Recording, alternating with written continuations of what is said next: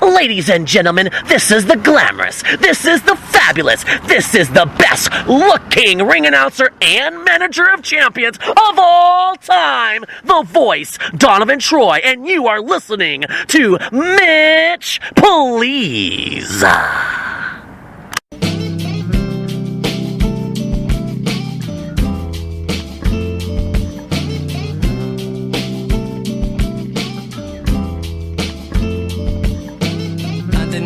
It's just a silly man trying to understand who the fuck I am on this US land. I let my hair grow, then I cut it off, put a couple lines in it, cause you know I'm never coming soft. I do a lot of shows and I get a lot of stares. I got a lot of haters, but really who cares? Well, here we go. This is Mitch Valentine, and welcome to episode 29 of Mitch Please. I just want to start the show by making a major announcement. Breaking news, guys. This will probably be the last interview I do for a while. Episode 29 here, and episode 30 will be the last episode of Mitch Please for a little while. And I'll go into more detail about that next month for episode 30. But right now, episode 29, we're chilling over here in Chico, California.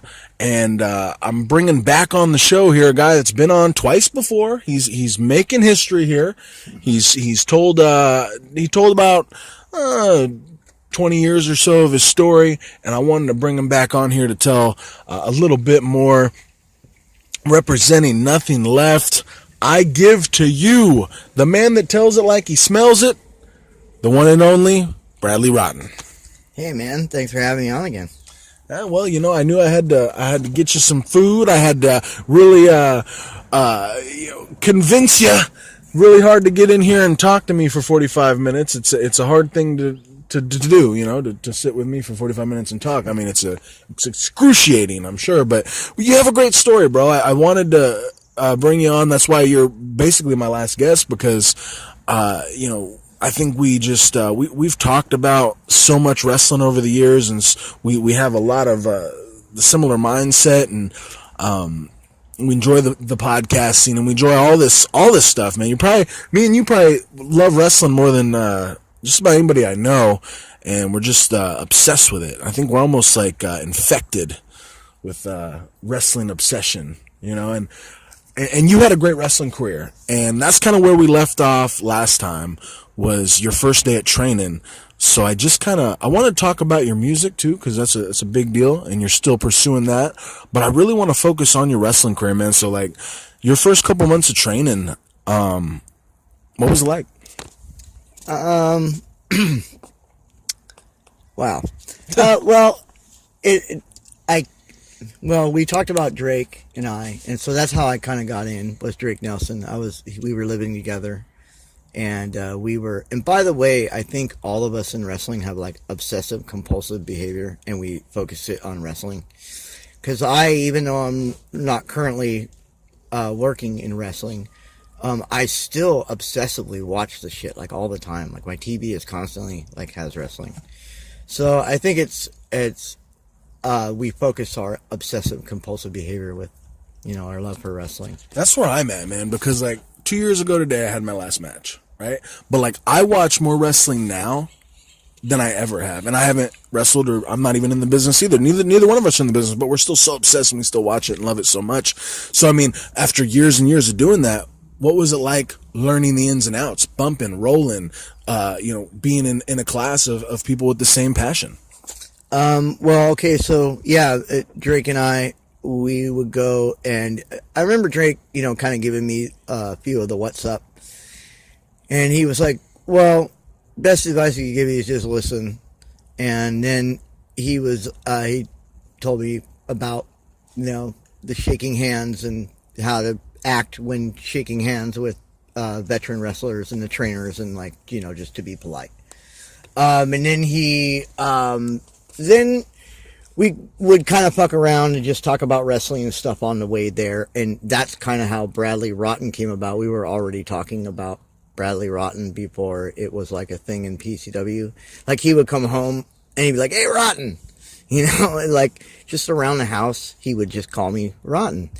kind of like the jobby thing I used to say all the time, because we would just make fun of the word. He would tell me wrestling terms and stuff. And so, he took jobber and turned it into jobby. You jobby, get out of my way, you jobby. We'd be, passing in the hallway. And so I kind of learned little things. And I think I was at the point then where, if you've ever seen the Mick Foley DVD, he talks about his documentary. He talks about how he could kind of figure out that there was an art, it wasn't necessarily fake, but there was some sort of formula to it, and he started kind of figuring things out. And so I think I knew enough when I got there a little bit, but I was still what we call a marker. I was a fan. I was outside. I didn't really know anything about the inside of the business.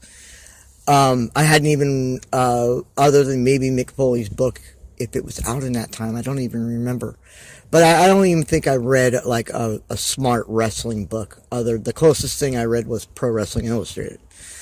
And so when we got there, I would watch for a while. I just kind of was there with Drake, and I would watch Drake bump around. And then somehow I like weaseled my way into progressions. Or I think Drake was like, well, hey, let Brad do progressions.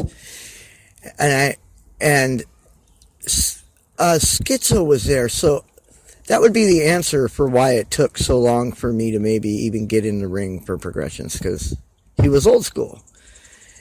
But I remember watching a lot and listening a lot, and I don't remember who told me to wipe my feet, but I remember being told that it was like a dojo. It was like to be treated like respectfully, so you wipe your feet before you get in the ring. Yeah. And I remember Drake had shown me footage where he's all, pay attention, just see who wipes their feet before they get in the ring. And I was like, what? And then I saw Joey Styles do it. And then I saw like a string of people doing it. And I was like, oh, it was just, and at that point it was like, oh, that's a fucking cool little secret. Oh, I didn't think of that, but that's cool. And then when I was going to the work farm with Drake, I just started learning all that stuff. And then I'm gonna guess Skitzo and Zack eventually like let me in the ring. I remember I impressed Skitzo by knowing the handshake before I got there, and Drake had told me, but it was like his eyes opened up. He goes, oh, he's okay. And Skitzo probably saw me as, okay, he's a mark that knows how to present himself a little bit. Right? And he clearly could, I'm looking back, he clearly saw that, okay, well, Drake's his ride. Drake brought him, Drake filled him in. And then I met Zack and all that stuff. And I watched them bump around, and I kind of watched them how, like, all the psychology stuff, like, just like, okay, when you're doing this certain thing, you have to think this way because this is the type of personality you have, so that's how you wrestle. And I'm like, oh, just, like, I just didn't get all that stuff. Like, I didn't really think about that stuff. I think I subconsciously kind of knew, because I would watch wrestling, and I'm like, oh, watch, he's going to duck it, and then he's going to duck another one, and then the guy that first threw one is going to get hit by, yep, there you go. And then you're, like, starting to guess little things, and, like, I just remember, like, hearing all that stuff and learning all that stuff while being there, but I don't remember, there's a lot of specifics that I was probably told that I don't always remember. But well, going back to the wiping your feet thing, man, I got to tell you a funny story. My first day of training with AJ Kirsch, I didn't, we did the jumping jacks, the squats, the push-ups. We ran the mile around the building, and then it was finally time to get in the ring, and I was so excited, and I rolled in there like Mick Foley, and AJ and everybody there was like, oh no, dude, get out of there, 100 more push-ups, and then we got to show you how to do it the right way and all that. I'm like, oh, okay. And I always wipe my feet from there, because I remember how embarrassed I was, and I was like, oh man, that's what a horrible first impression to get in the ring. I was doomed from the start. But so, yeah, man, so you were training for a little bit, and then how long before you were offered a position. I'm guessing it was in commentary. Was your first job in wrestling? Like how long before that happened, and then what was that like? Your first night? Well, let me tell you how I got commentary. Somebody didn't show up. Oh yeah, that's how that happened. Up until that point, and let me just clarify real quick, because when you talked about training, I want to make sure everybody knows that, like, back then it wasn't easy. It's not like I just showed up and they kind of started letting me in the ring. There was like a period of time, and when I got to do progressions, it was kind of like a special thing. I was like, oh cool, I get to do some stuff in the ring. Otherwise, I was watching, I was learning, and then Drake would always really put me over. He would always kind of throw me into the mix. And so there was a time period where, like, Skitzo had a TV and a VCR, and we would watch promos, and he would bring stuff in, and he would say something is wrong, and then he would go, why do you think I'm saying that's wrong? To engage in us trying to think about how the whole theatrics of it and all that stuff works. I would bring in tapes, and he'd go, why did you bring this in? I'm like, it's got nothing but Bobby Heenan on it. and he would kind of go, okay. And then I kind of just did things like that instead of just asking to try to maybe he'll let me. It's like having an internship where you have the boss where you kind of want to go, dude, but you should put out this record, man. It's really good. But you don't want to be rude. So you kind of try to find ways to put that into the conversation while you're stacking shirts, or whatever, while you're doing your work. So, like, or, I was just trying to contribute or whatever. And then I would be there for the shows. And, oh man, I wish I could remember. I wish I had the flyer. But they were like, every 2 weeks, we had an in-house show. Right, at the work farm. The original work farm wars, really, because I wasn't there, but I've heard about this, how you guys would do shows at the actual work farm in Yuba City. And that was your first show that you probably attended in general. And then, like I said, I was asking, like, how long were you there before that first night where you got to commentate? Do you remember? I don't remember exact, time period. I couldn't tell you it was a month or 6 months or a year, or, like, I really honestly don't remember. But I do remember, I remember sitting there with Drake a lot when he was doing the commentary thing. He was the only one I really felt completely comfortable with yet. I had met the guys, and like TJ Wims would come in there, Zack would be wrestling, Skitzo, Scotty Aboot, James Haight. I know there was other guys that came in and out, or like that trained, and I'm sorry if I didn't remember you were there at that time, because it's hard to remember. But yeah, it was just like Work Farm Wars is now, except for it was smaller. The crowd was one row of people on 3 sides, and then there was a door, same way, big, I don't know what those big metal doors are called. Just roll-up doors. Roll-up doors, yeah. The work farm was a lot smaller, too. That's why, they can only fit so many. They were probably breaking fire codes and everything else, but yeah, so it was a small crowd, very intimate, and you're sitting at the table with Drake Nelson calling the show. Take me through that, man. What was that like that first time?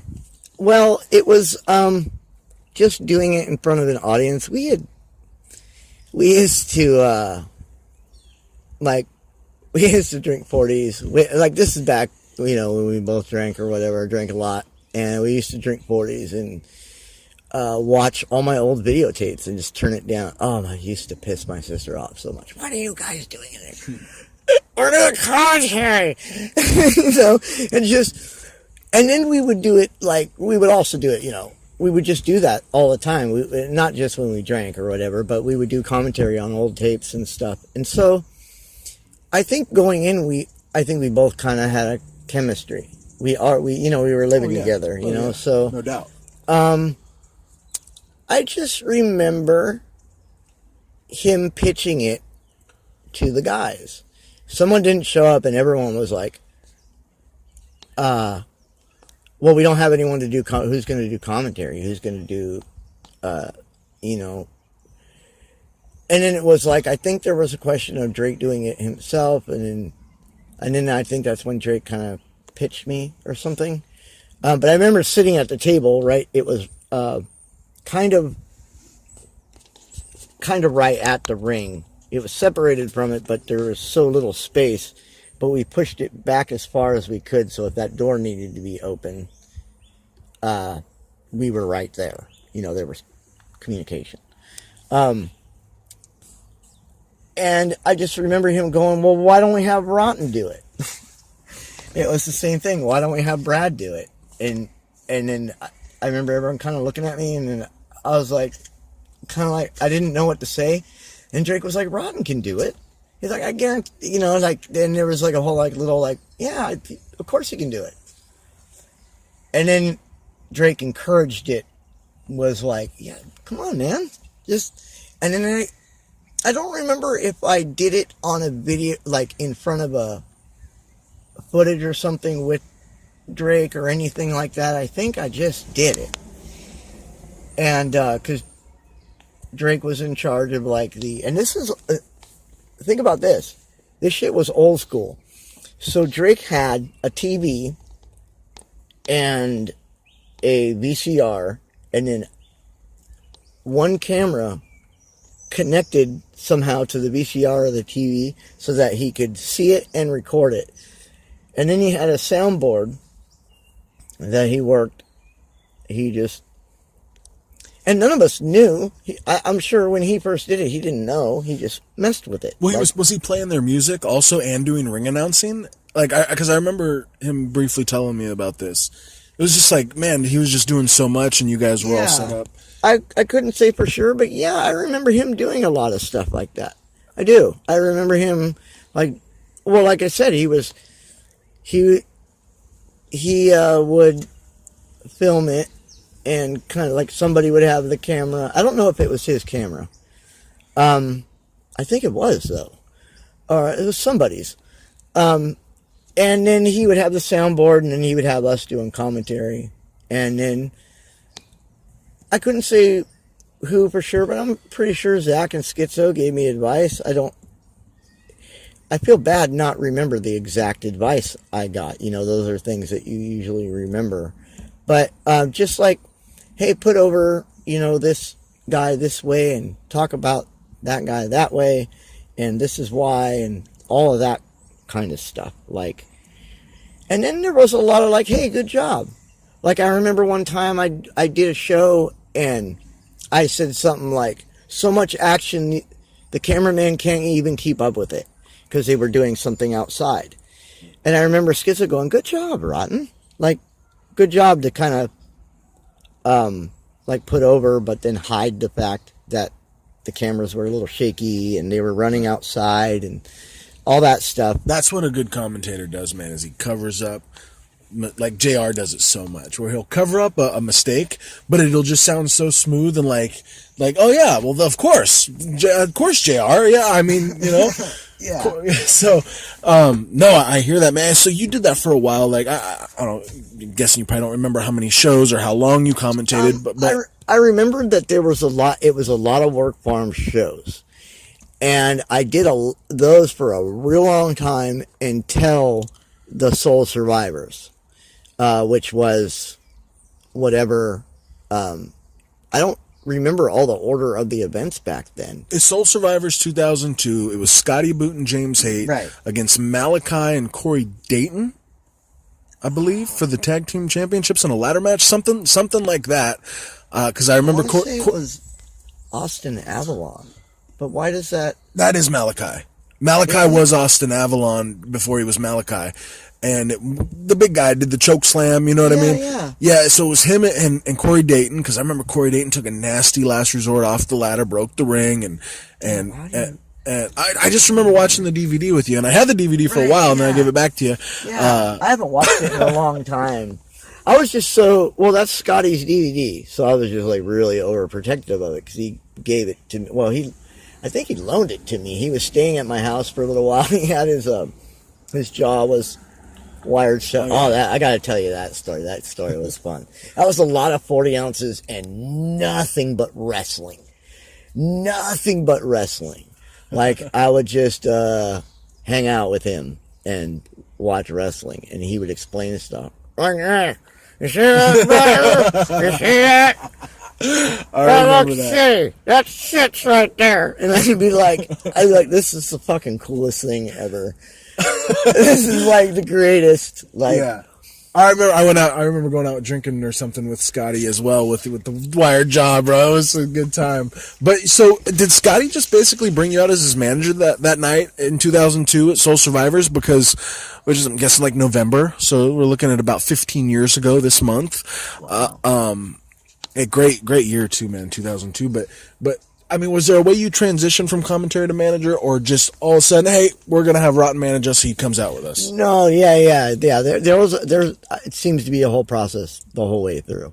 So, and I will give credit again to Drake. There was a lot of like, hey, we'll have Brad do it. You know, he would always kind of just vote for me on it. You know what I mean? But I kind of remember Skitzo going, okay, we're going to have you manage. And, but it wasn't, when I say this, it's not like there wasn't a process of learning and then studying managing and talking to me about it and all that stuff and having me do it at, during training, or whatever. It would then get to a point to where he would go, okay, well, we're going to have you manage. And I think, if I remember correctly, I managed him for a short period of time. Like, and this is all work farm stuff. Like, so I was his manager, and I remember Skitzo, no. Yes. Okay. Managing Skitzo. And I remember him doing a thing with Zack. And I remember I did this little thing, my heat, where there would be, for one reason or another, there was a shirt nearby on the apron or whatever. And Zack he rolled out to where he was under the rope, but his head, he was like if I were looking at him upside down. And to take, the referees backing Skitzo off, take the shirt and wrap it around his throat, and how to do it with being real, but not hurting him and not really choking him, and learning how to do all that stuff. And that was doing it at the work farm. They would tell me ahead of time, and they would sort of show me, and then they would say, okay, that's at this certain point, this is when you do this. And I just remember doing that, and then afterwards Zack going, why did you stop? I was like, because the referee looked at me. And I just distinctly remember learning things like that, and then having those discussions with both of them. But yeah, I was doing commentary for a little while, and I assumed somehow storyline, it transitioned.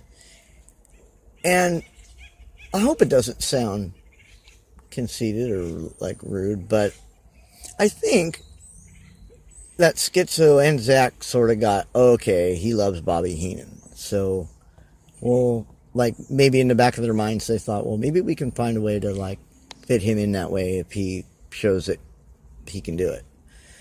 And so I was doing commentary with Drake, and then I remember at one time I think actually most of the time I was doing commentary and managing. Like, every once in a while I'd have one of my guys go out, or I'd at least have one match on the work farm show that I had. I would bring Scotty out and bring James out.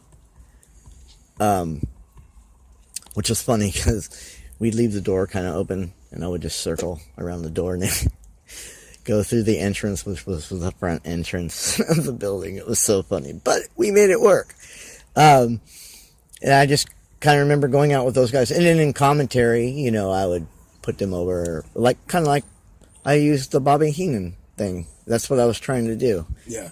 Yeah, I mean, we're talking like 2001, 2, 3. You're commentating with Drake. You're managing Scotty and James, and a little bit with Skitzo, working with Primetime. I mean, what else would you say were some of your favorite memories of those first couple of years being involved wrestling? drinking with Bear, learning. Shout out to Bear, man. Yeah. Big shout out to Bear. Learning from Zack and Skitzo. Just like where Skitzo wasn't beating people up and like really angry and or like but that's the way he was trained. He would like he'd stretch you and he'd make you hurt because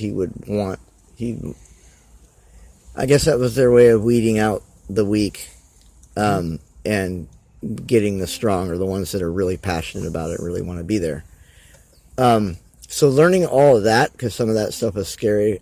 I will never forget the Drake didn't press record incident where Skitzo was like throwing chairs, and I mean he was throwing shit around and he was like yelling and screaming, and we were all locked in the room and we were all just like, and there's nothing we could do, you know what I mean? Like he was, and it was all because Drake just spaced it, like I'm sure he didn't mean to, you know what I mean? And just like I was saying earlier, he had a million things going on, although those aren't excuses though when you're a promoter and you're trying to film something.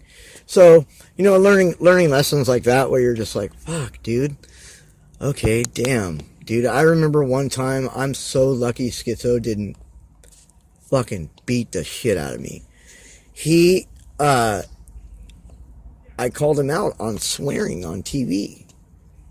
And I was like, how come you get to say fuck on TV? And then he turned, he looked at me, and I don't know, his eyes got like big, and I thought he was going to punch me or grab me or something. And he goes, because the way he explained him being a heel, it was like because he's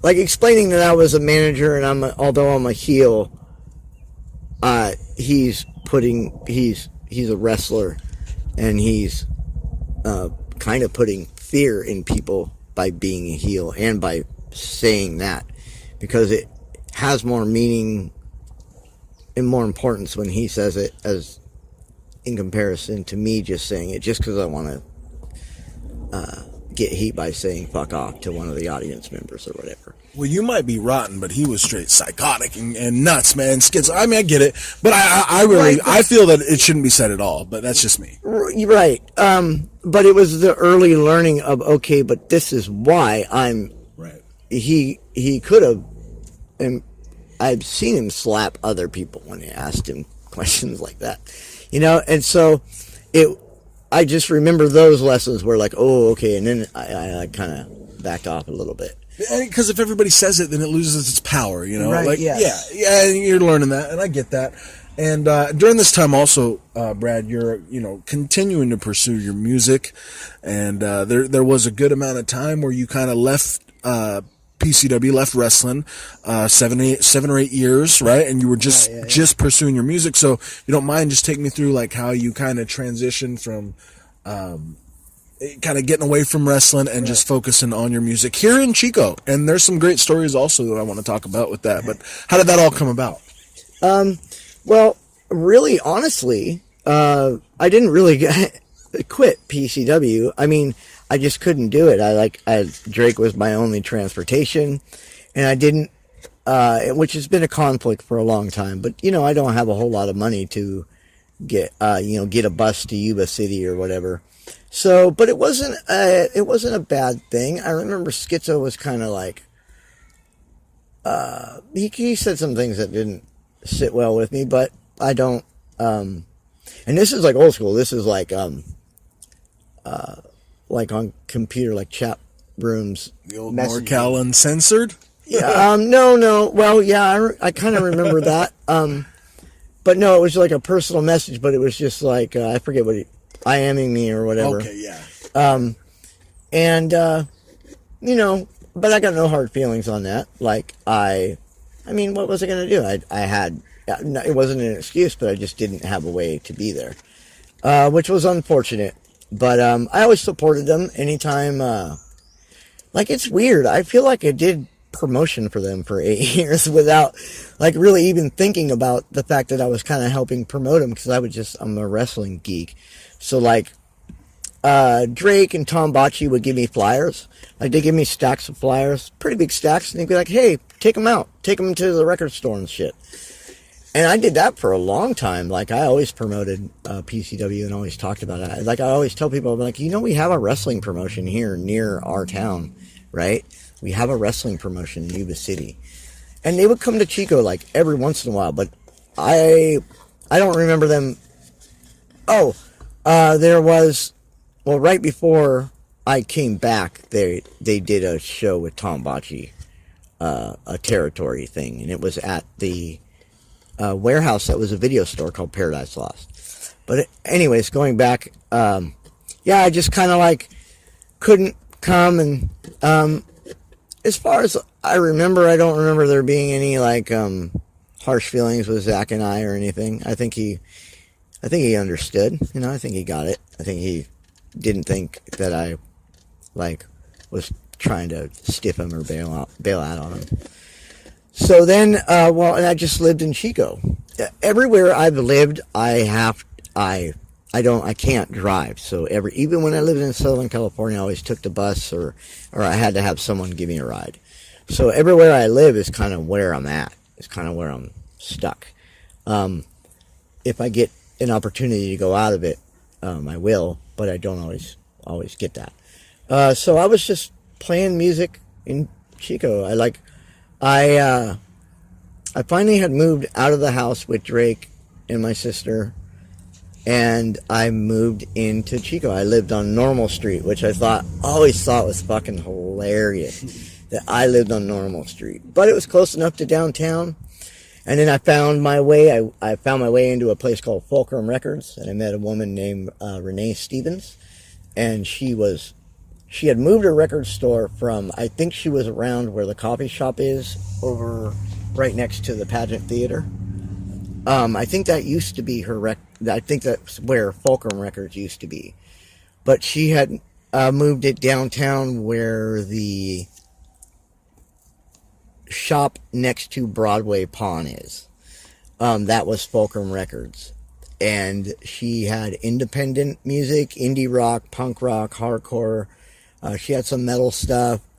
But more importantly, she had like bands playing in there. It was a place for local bands to play. It was so fucking awesome, dude. The floor was all carpeted, so if you slam dance and you fall on the ground, you're pretty much taking a bump. Like, essentially, I remember going in there and getting slammed around so much and not really getting hurt because the floor was slightly padded. And I love that about it. And it made the sound in the rooms be so fucking awesome. It was a pretty small place. And, but that day that I finally went downtown after I moved out, I had kind of discovered downtown and kind of started I had been there before, but it was hard. My sister would never take me out of where I was living, which was Durham, which is an orchard, basically. There's nothing around but one liquor store. So when I finally, she used to take me down there every once in a while because I'd go down there and busk. I'd go down probably on 2nd Broadway. I've been busking there for years. But just around town, sometimes I busked in front of Tower Records, and the manager, Lynn, would be like, all right, you've been out here for 3 hours. All right, man, come on, move along. I'll be like, all right, it's cool. And I would just do that a lot, and then that turned into talking to Renee and being like, hey, so how do you get a show here? And she's like, oh, I'm going to start doing shows soon. She's like, what do you do? I'm like, I looked around. I was like, I do acoustic punk rock, but I wear a lucha mask. And I'm telling her as if there's somebody else in the room to kayfabe, right? I don't want anyone to know. And that was my thing. I would show up to shows with the mask on.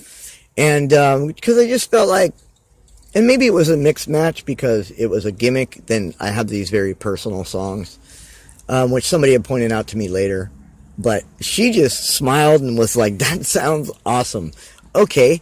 And then she pulled out her calendar. She went around the counter and she pulled out her calendar and she just wrote me in. And she's like, okay, I'll help you play with so-and-so. And I was like, oh, well, who are they? Because I hadn't really gone to any shows or whatever, gone to too many, maybe a couple. Small handful, I'd say. And then I got my first show. And I like showed up wearing a lucha mask. And I played my little set. And I put on my performance. And everybody seemed to like it. The great thing about that place is there would be like 50 people there, and it would feel like 1,000. It'd feel like 100 people. That's a lot for a punk rock show, man. 50 people. That's a good crowd. How did that transition? Because there's so much to talk about, but like, and that sounds like an amazing place to start for you. How did that transition to everything else you did, and especially opening up for Flogging Molly? And was that at the Senator? Like, I mean, that was one of the biggest events of your music career, I think, and you were on tour. And I mean, how did that all come about, bro? Well, they all came about like anything in evolution, I'd say. They came about slowly. When you rattle those things off, it's so funny to me. It makes me feel like I'm kind of pretentious. Like, you know what I mean? Like, it's funny because they didn't all happen all like at one time or within one like year of time period. It kind of happened over years. Like I said, I'd play at Fulcrum and I kind of became like the house guy. Renee would always call me up and be like, hey, one of the local bands can't play. Do you want to play? Just so she would have a third act on. Nice. I'd be like, hell yeah, I'll come and play. And then that turned into my friend Tony, who was trying to start a record label in town, or he was in the process of starting a record label. He had put out a record by a band called Brain in a Cage. And then his son also had a band way back in the day called Yesterday, who is now in Armed for the Apocalypse, which is fucking... Like, it's amazing to me how many bands, like, come out of Chico that actually end up going somewhere and signed and, like, or touring and doing all that stuff. But, Tony had gone to my show, and he was, like, in mask, by the way.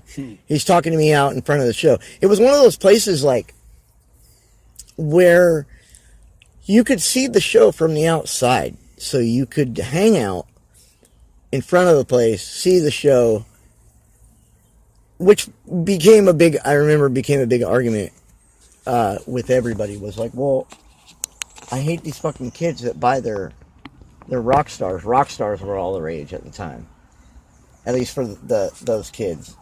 And like, I remember me and Renee being like, I don't get how they'll buy $5 rock stars, but they won't pay $5 to fucking come in and see live music.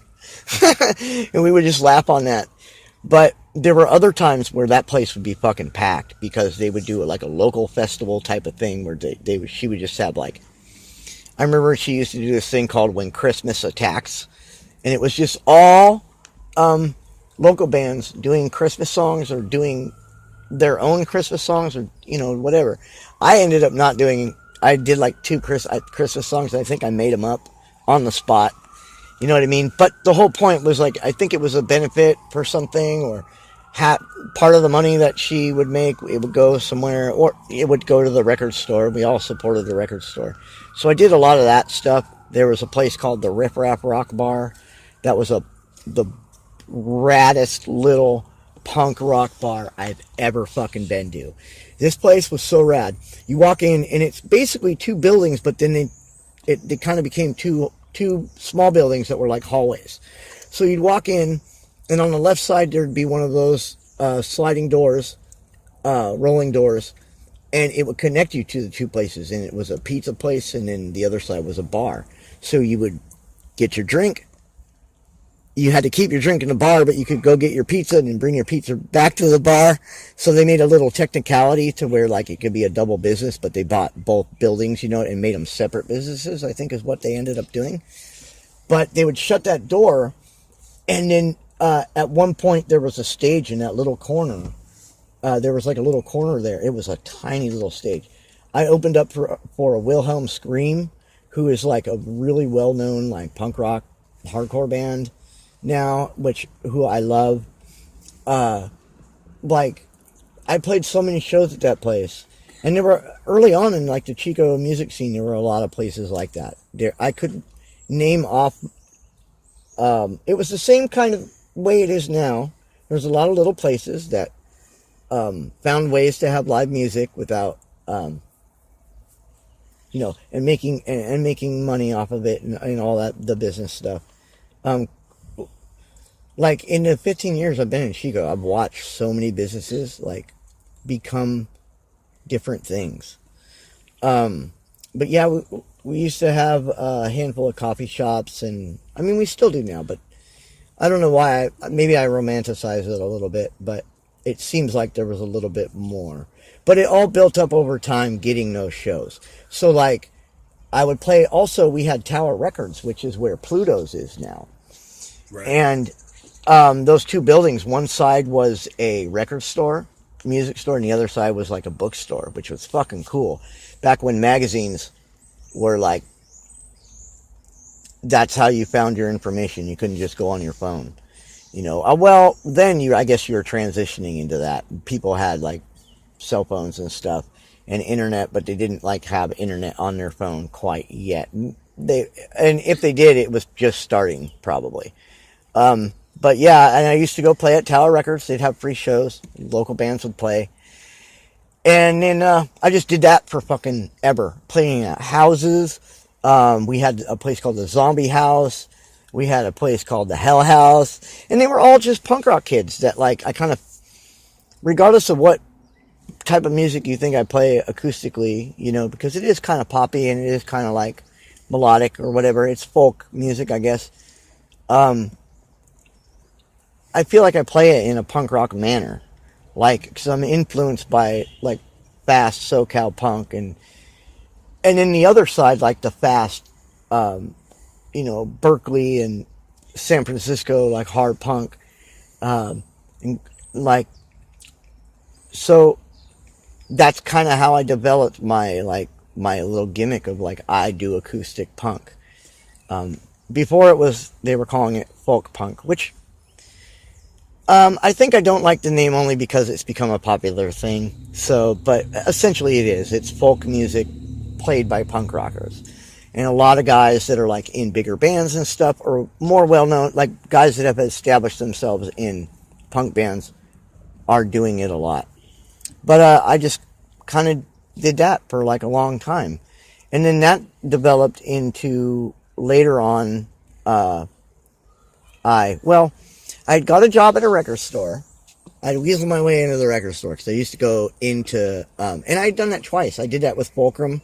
When Renee would have to go out of town, she would ask me and Tony to watch the store, and Tony would do recording stuff, and I'd be at the front desk. And I sold records every once in a while, and got to listen to music all day. It was like the best gig ever. Oh, yeah. And then, I guess the simplest way to say it is all of these things that I'm doing developed into getting to a bigger platform of doing it. So, as time went on, then I acquired a job at the Underground. I just kept bugging the guys in there. I knew the people at the record store from knowing them from going into the record store and going to shows. The guy that finally hired me, or who pitched for me, was my buddy Jamie, who later became my drummer.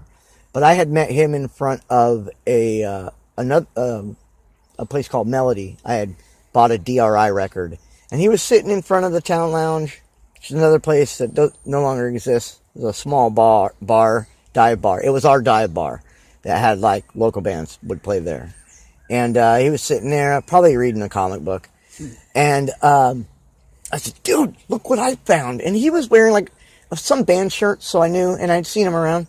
And he was just like, why are you showing me your fucking DRI record? That's okay. Like, all right. And then we ended up talking about like Santa Cruz hardcore and stuff, and we became friends. And then that developed into he just ended up joining Nothing Left. That turned into, let's turn my room into a band practice. And then that also turned into other bands would come over and practice at my house. And so I would get a free beer or a diet soda and probably some food. And I remember, I'll never, like, I hope this isn't insulting to Season of the Witch, my friend Jared and Christy and everybody that was in that band, Jamie, and I would sit in my bedroom and watch. I had a TV with a VCR. I'd fucking literally sit and watch Clash of the Champions while they were practicing. It was so rad. I'd be like, this is the greatest thing ever. Like, I get to watch wrestling and hear a live band as they, like, play around me. Like, it was, like, the coolest thing ever. Like, hopefully they didn't take offense. I think they were all weirded out a little bit. They're like, this is weird. We're practicing. And he's just, like, sitting there watching wrestling, because like I didn't need to hear the sound necessarily. I was cool with just watching the matches. I was listening to them too, but all these things developed over time. Like then that turned into, I had a band and I was playing shows with a band, and then I got to kind of open up for a few bigger bands over the years, like maybe mid-level bigger bands. I had opened up for Thought Riot when Fulcrum Records was around, which they were getting some steam, and I opened up for them and Shadow Boxer, which was members of Screw 32, and I always tried to make an effort to like make sure there was another local band on if it was some sort of show that I was working with someone on, because I thought I think then something I took away from wrestling that I took to music was I felt the wrestling philosophy of like having a big name act, performer, wrestler come to town to work with another act then helps the local act. Definitely. Because it makes them, people don't see the local act, they see, oh, so-and-so is coming. Then they look down and they go, oh, local act is playing with so-and-so? No way. Yeah. I thought these guys were shitty last week, but they're opening for so-and-so. So there was a whole lot. I took that philosophy with me. And then I just got there was a handful of shows where like, I got to play with bands that were like members of other bands that I really liked. And it was also a communal thing where like other friends that I had that were in bands then became promoters, or promoters that were once promoters but now are in a band, so there's this cycle of helping people in a way. And then so Nathan Maxwell, the bass player of Flogging Molly, my best friend, really close friend, Brian, is good friends with. Nathan and I kind of know each other through like a mutual friends thing. So my friends in high school, Brian and Gabe and Greg, and my friend Grant, my ex-bass player's older brother, Ben, all turned us on to punk rock. And so they all knew Nathan, because Nathan lived in South Bay. He lived in Torrance, or in the South Bay area. And so I would just kind of see him around when I would go with Brian to one of his friends' house after shows. Brian was the only person my dad trusted, so Brian would take me to punk rock shows, and like really cool ones too. Like I saw the Bouncing Souls for the first time with my friend Brian. And so I kind of met Nathan through that, but I really more met him through like him basically knowing my friend Brian and then getting the gig with Flogging Molly. Brian would always go, you remember Nathan? Remember Nathan? I'm like, yeah, I kind of remember Nathan. Yeah, I met him at so-and-so's house. He's like, yeah. He's in Flogging Molly now. You got to check these guys out. And this was like when they first were getting a name. And they were like Irish folk punk.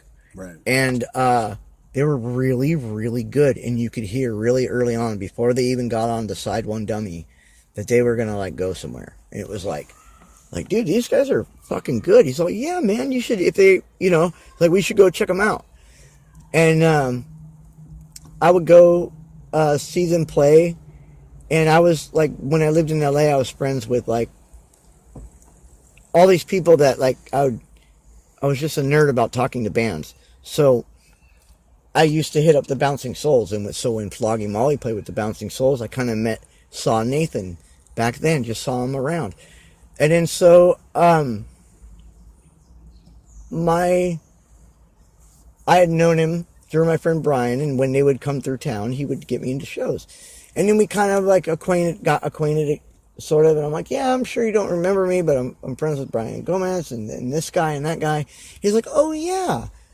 And I was like, and he said OBG, which is the original Bunny Gang, which is his side project he does now. But it was a thing back then. It was like this little thing that they would do, kind of like secret, their little like secret society or whatever. And they had like a handshake and everything, which I thought was hilarious because it's, you know, the same way with wrestling and the same way with a lot of things.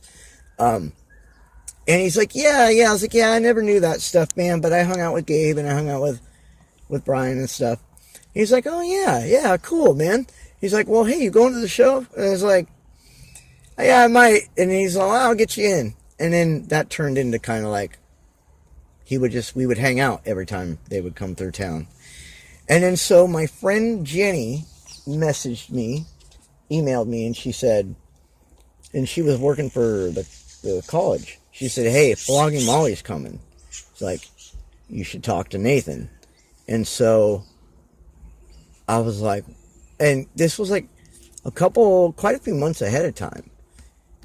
And I emailed Nathan. I said, hey man, I heard you're going to be coming to Chico. If you ever need, you know, a local opening act, let me know. And that was it. I left it alone. I didn't like pester him. I didn't bother him.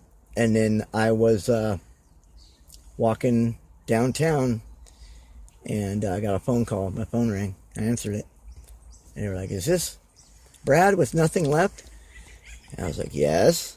And like my heart's racing because I've been waiting for this call. Right? I know in my mind that I emailed Nathan, and I just chalked it up to, well, he's got there's a lot of people around him, and then there's a lot of stuff sometimes he can or can't do. So I just try to have a positive attitude and try to be like, well, he's not mad at me or anything, or he didn't ignore it.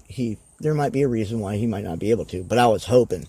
I was like, oh man, I hope he'll want me to open, or want us to open. Really, I had a band. And so I was like, yes, this is him. She goes, hi, this is, I forget her name. She was really nice. With Flogging Molly. And like, my heart, like, my blood sugar had to have dropped just from the sheer excitement of getting this phone call, right? And these are like phone calls you fucking dream of, right? You're like, that one big show, right? And she goes, would you guys be able to play 2 shows with Flogging Molly? One in Chico and one in Arcata. And I'm like, I've got to smell like pee because I probably pissed my pants. Because like I didn't expect to get one. I got 2. I got 2 shows. So I was like, I'd have to talk it over with the rest of the guys, but I'm pretty sure they're not going to argue with me. And then she just laughed and she goes, okay, well, hey, how about you call the guys and just get back to me as soon as you can, and let me know. And so I called everybody up right away, and it was a definite yes by everybody. And this was when it was my friend Jamie, Chris Peplow, Jamie Lively, Chris Peplow, and my friend Matthew Robertson, who we called Skank at the time. Because he liked ska music. It wasn't because we thought it was a skank, which was always funny. We would just found humor in it. But Rotten and Skank. Right. What a duo. Right. So then they all agreed to it, and I was like, all right, we got to practice. And so here I am. I have this show to prepare for. And in the month away it was, or like, yeah, it was about a month away. 2 weeks into that, Jamie broke his foot.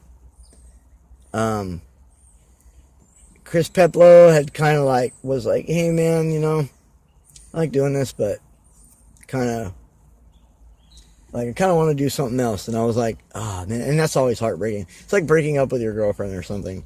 because you spend all this time working on songs and playing songs and stuff and having fun at shows. But I always had a great deal of respect for Chris Pepolo for just being honest and just being like, you know what, I kind of just don't want to do it anymore. And I was like, it hurt my feelings, but I also was like, okay, all right, cool. All right, I understand, cool. That you were honest, cool. And then so I don't know who was filling in for him. I think Robert might have. And then so what happened was I had to kind of fire everybody from Nothing Left. Everybody was drinking like too much. And I mean, I was drinking too, but I think the stress of the show really made everybody freak out a little bit, myself included.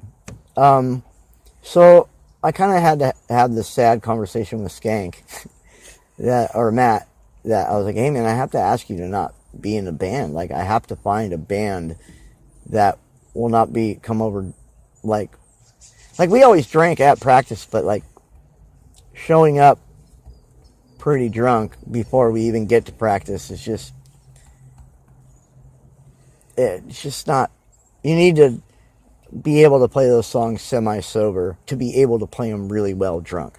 That's my philosophy on it. You need to be able to have a conscious mind and really practice and work on it hard so that when your mind is fucked up and loose, it's subconscious and it's already really easy for you. Not that Skank was a bad guitar. He was a really good guitar player, and that's why it kind of bothered me. Like, it was just became sloppy and stuff. So you're 2 weeks out, man, from the biggest show of your life. You're shaking up. Take me through. Like, did you get a whole new band? Did you do it by yourself? Take me through everything and how those shows went for you. As conceited as it may sound, I do kind of wish I did it by myself. In that I usually play by myself, and I think it would have taken a lot of courage for me to get up in front of like 900 people and do it myself. And I think that kind of would have been cooler. But at the same time, I can't really look back and like compare it, because it really was like the best show I've ever done. I called up all the musician friends I had that could fill in on that show. And so I got a hold of my friend Dan Glam, who I just always thought is a really good guitar player. He was in a band called Fingers of Passion in Chico, and who I'd played with a million times. And then, just was always, even if he didn't have a band, he was always like practicing shit at his house, just always playing music. I asked him, and he agreed, and then he helped me get Robert, who had played in Lampwick Sax, and then also played in Fingers of Passion. So it was all like a mutual friend kind of thing. Like, we all knew each other from shows and stuff, and I just asked them, and they were the ones that agreed. And then my friend Matt, who had played in a band called Jenny Lake years ago, and he's somebody I knew from the Fulcrum days. In fact, he kind of produced or helped produce my first record, my first recording, the one that has Fallen Heroes, Bury the Past, which was on that record label. I didn't get to finish, but I did get like signed to a local record label, which it was a local contract, but it was just, it was an official thing. And so I gathered up all those guys, and we practiced. We practiced in my bedroom. We practiced in my kitchen. Like, actually, we had to practice in my kitchen. I had a bunch of shit in my bedroom. So we were like twice a week for 2 weeks. And I gave them a set. I taught them the songs. They already knew the songs. I think Dan might have even played with me before that show. Yeah. And then we did the 2 shows. It was fucking crazy. It was crazy. It was weird. Like, I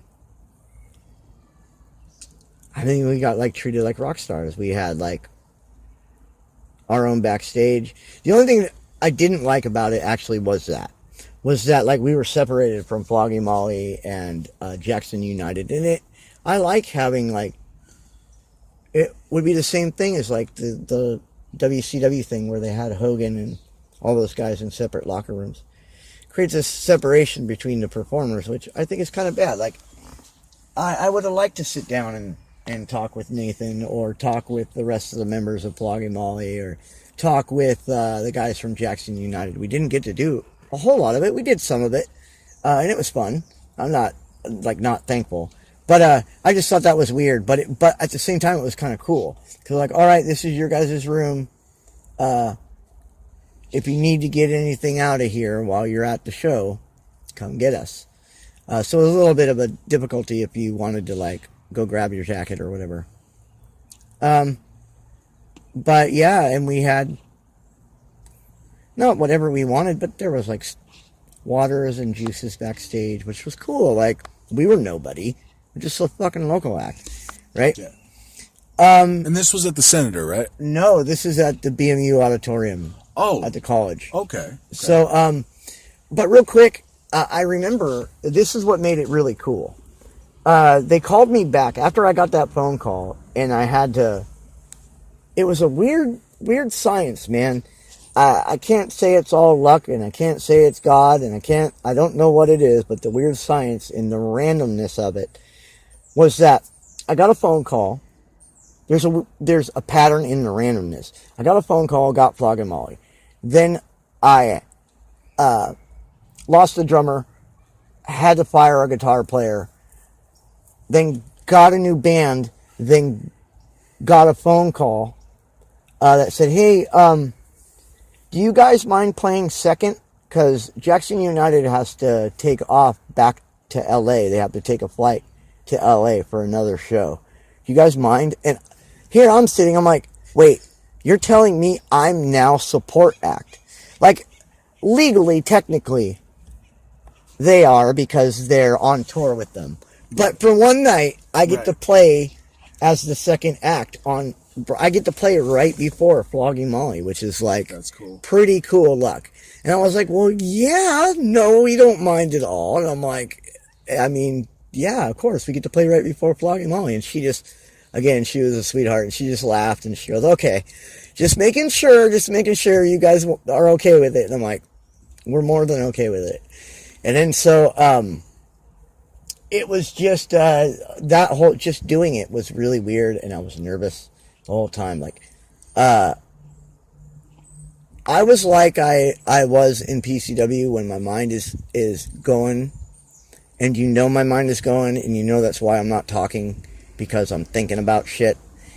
And like, because everybody would always go, why are you so quiet, Rotten? I'll just be like, because I'm always in my brain.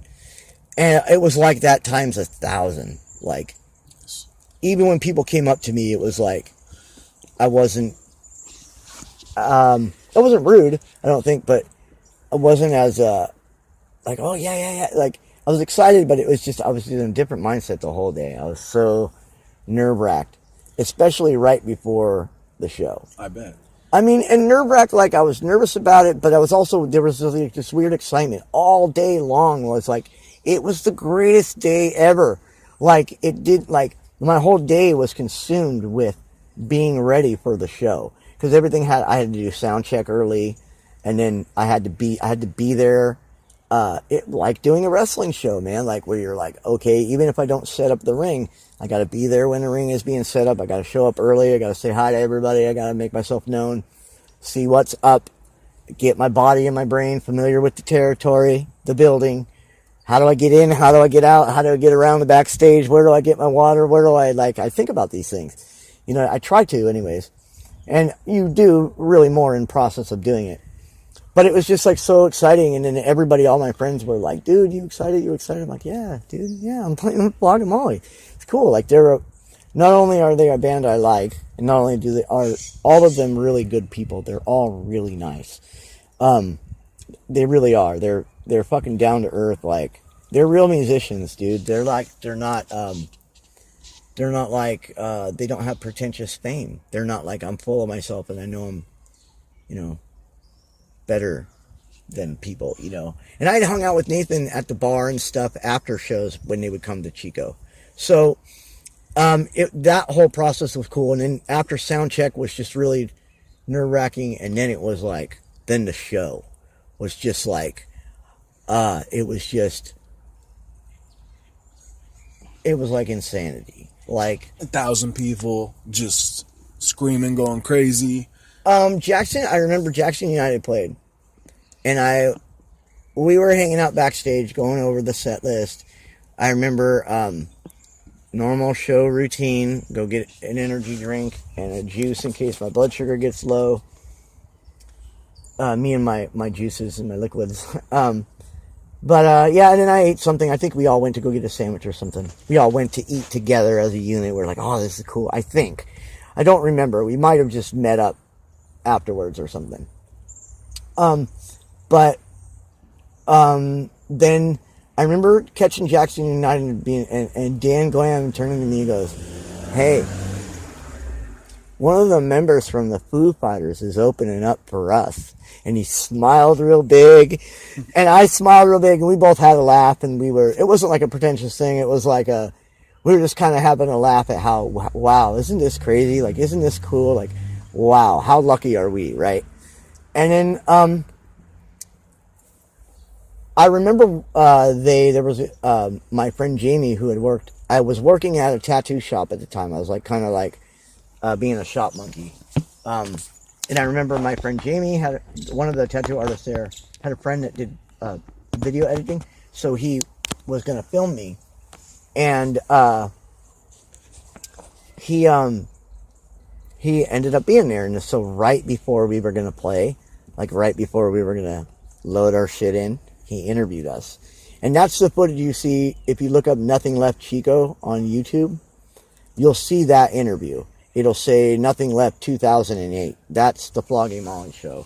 Nice. It's an interview, and then it has some live footage. And then if you look up Nothing Left Chico, there's a couple live things that another friend of mine had put up on her phone. But yeah, and then we got ready and we got backstage, and I was like jumping up and down and going loony a little bit, and then I was waiting, and then Nathan comes up, and he goes, hey, brother. He's got a drink in his hand. He's happy to see me. I'm like, thank you so much, Nathan. I really appreciate this. He's like, hey, brother, no problem. Hey, can I go out and announce you? And I'm like, oh, what? Like, it's the same thing with wrestling. It's like having someone say, hey, I'm going to put you over. It was really nice. Like, he didn't have to go out of his way to do that. I was like, oh, that's so fucking cool. And not to talk like we're best friends or anything, or we talk to each other all the time, but he was just always a cool guy. Like, anytime I've met him, he was just really down to earth and really cool and fun to hang out with. And I was like, fuck yeah. So he went out there and announced us. He was like, ladies and like, hey guys, or whatever. It's like, my buddy Brad, and like, oh, and he somehow, I forget how he announced Nothing Left, but I remember him saying, my friend, and here's Nothing Left, or whatever.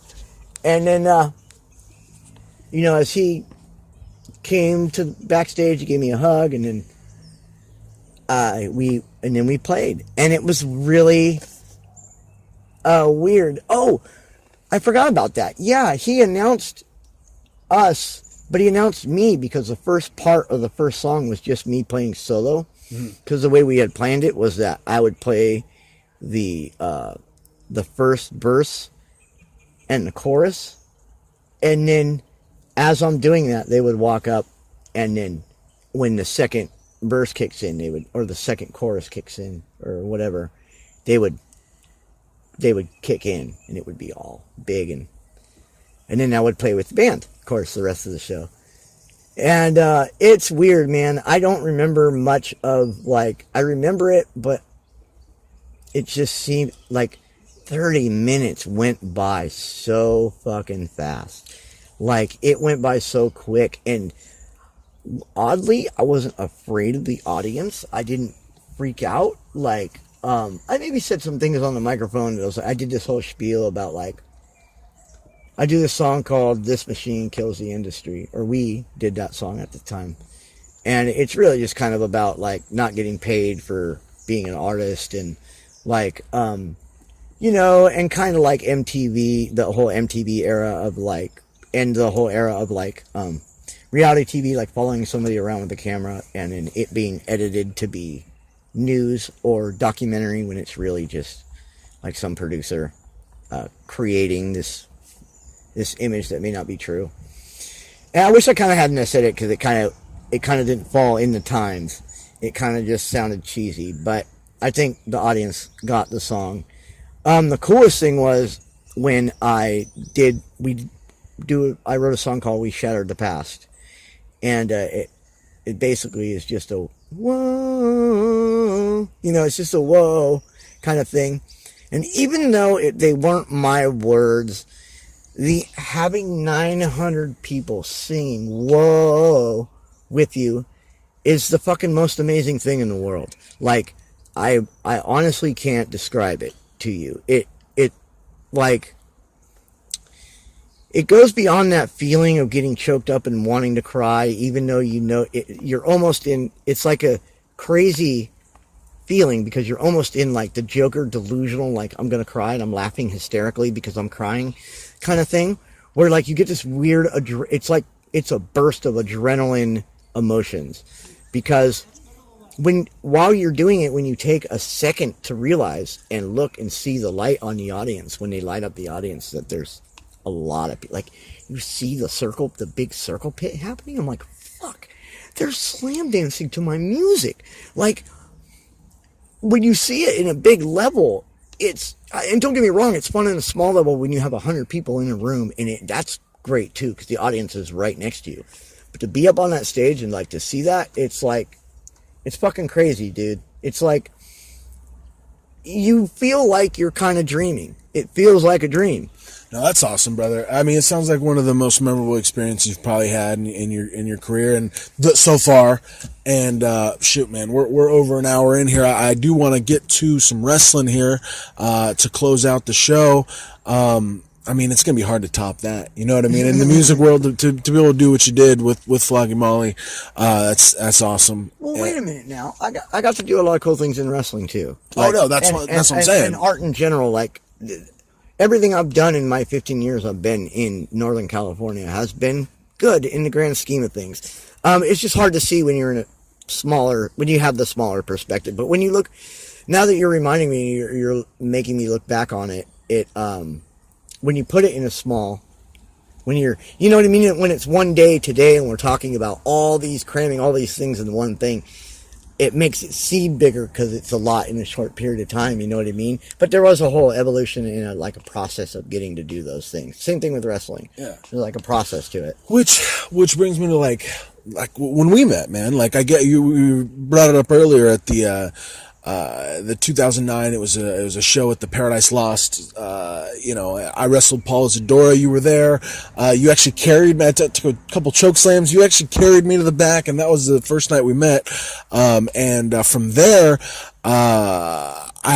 was another year or so went by, and we did a show at Cal Skate here in Chico, and I remember talking to you a little bit after the show, and then you got back in touch with Zach, and you had the itch again. You were like, all right, with PCW's in Chico, like, I want to get back into this. And Zach, I think, maybe called me and said, hey, I need you to pick up this Rotten guy. And I go, who?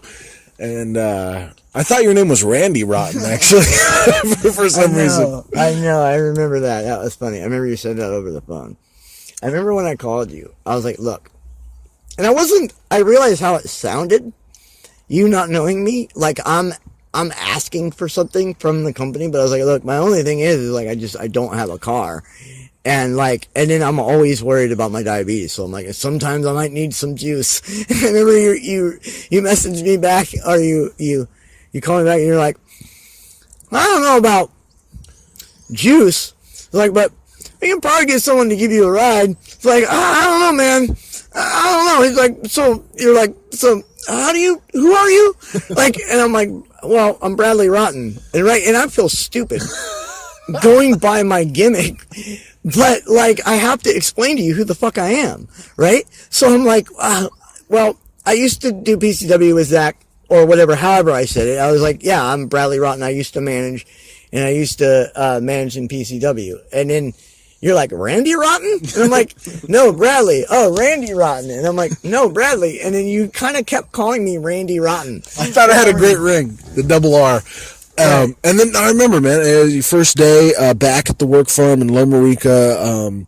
It was like me, you, and Shoop, and Kimmy, and whoever else, and we did some promos. I was like, oh man, okay, this guy can cut a good promo. And then I took you home, and we ended up geeking out over all your wrestling DVDs, and I'm like, oh, let me borrow this, and you're like, oh man, I'll let you borrow this, and we were just like looking at all your stuff and just talking wrestling for like an hour after I dropped you off, and I knew you had a passion, and I knew that you probably you knew a lot about wrestling. You could be very helpful to everybody, and you were. And the first person that you were helpful with was a guy named FANGA. So I believe it was our next show at Cal Skate, 2011, right? Yeah. That was the Rumble. So you came back in the Rumble with FANGA. The flyer with the the horrible flyer, the country music flyer. The cheesy old school wrestling flyer with the stars, with the Oh, yeah. That looks so 92. Oh, it looked like a 92 country music show. Yeah, right. It looked like where am I going? Wrestling or line dancing? What's going on here? What's happening? Yeah. That was. But was that That was Cal Skate. Last man. Was that Last Man Standing? That was Last Man Standing. That was the Rumble. So FANGA's first match and your official thing back was the Rumble. Very short, couple minutes, right? But then really, your first big return, your first big match was in Yuba City. The following show, it was FANGA's big singles match with Mikey Johnson. And you guys get a promo, and you went out there, and just take me through that, man. Your first couple, whatever matches working with FANGA, and he's green. He's never wrestled, right? And he's going out there with you, and you're getting in there, and he's the crazy Tongan terror. I mean, just take me through that, man. I remember that. But I have to go back and watch the footage, like to give you detail on the match and what I thought of the match, or what what I thought of the performance overall, even myself. I remember though, the thing about FANGA, I wish I would have been able to do more work with FANGA. He was awesome. I wish I would have got more, like a couple years out of that, because he was on, like he would just turn it on, like. When he was Quaid backstage or whatever, he was just straight up nice guy. The nicest guy I've ever met in wrestling. Yeah, man. Real mellow, real chill. Just like, okay, cool. even like to where he would rub off on you a little bit. You would be like, okay, cool. I guess I won't be frustrated right now, because he was just always a cool guy. I always found it funny though. Before he turned it on, he would get like almost sick, nervous. He'd be like, hey man, he'd be like freaking out. He'd be like, hey Ron, hey man, I'm freaking out. I'm like, calm down, FANGA, calm down. I found myself in conversations where I'd be like, you would maybe see this in promo where I'm like, calm down, FANGA. What? Like, yeah, you guys are great, dude. Like literally, like, hey man, just like chill. Okay, wait till you get to the ring, man. Calm down. And I'd be like, no, chill out. It's cool. Like, don't worry about it. I'm like, you're gonna be great. You're always great. You're always great, man. Yeah. Don't sweat the little things. Just go out there and do your best. And then we would have little things where he would tell me what other people told him to do, and I would say because who he was working with was who he probably should be listening to in a lot of incidences. So I just tried to encourage him to do the best he could, and I'm going to try to help to put you over, and let's try to put our thing together over as a group.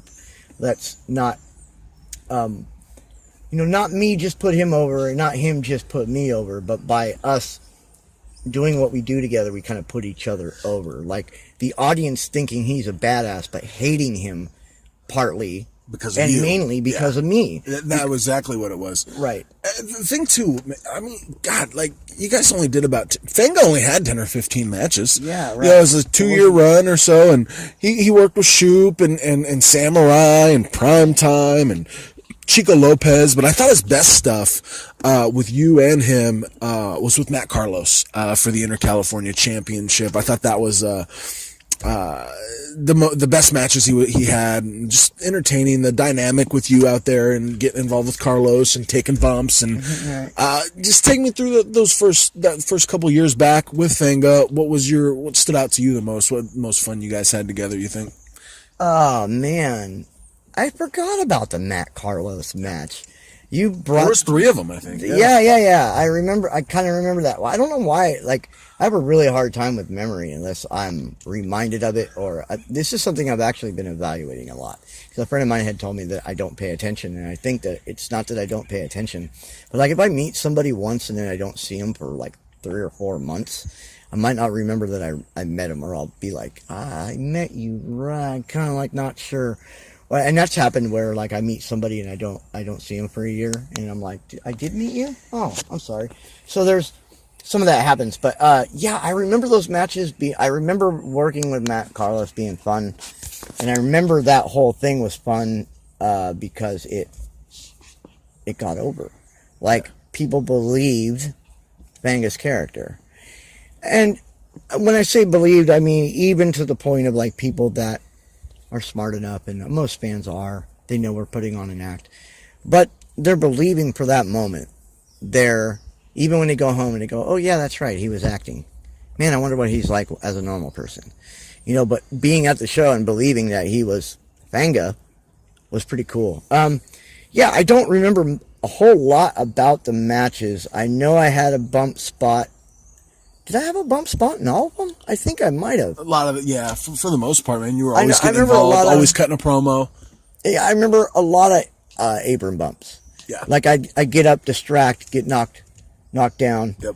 I did a lot of those. Yeah. I remember at one point I was almost begging, like, God, can one of you drag me in the ring so I can bump this in the center of the ring? And not that I never got too mad about it, because like, I did it anyways. It didn't matter. Like, I was going to do it because it was better for the match. And then I watch it back and I'm like, oh, that was cool. That looked good. I was flailing around and it looked good. I guess the most fun I had with FANGA really was some of the promos, to be honest with you. And not to talk bad about his work in the ring. I think he was good. I think he would have got even better. Yes. I think he would have developed. He was already getting to the point to being pretty good. So if you're in a short period, in 12 matches, already getting to the point to being pretty good, you have a really good chance of being really good.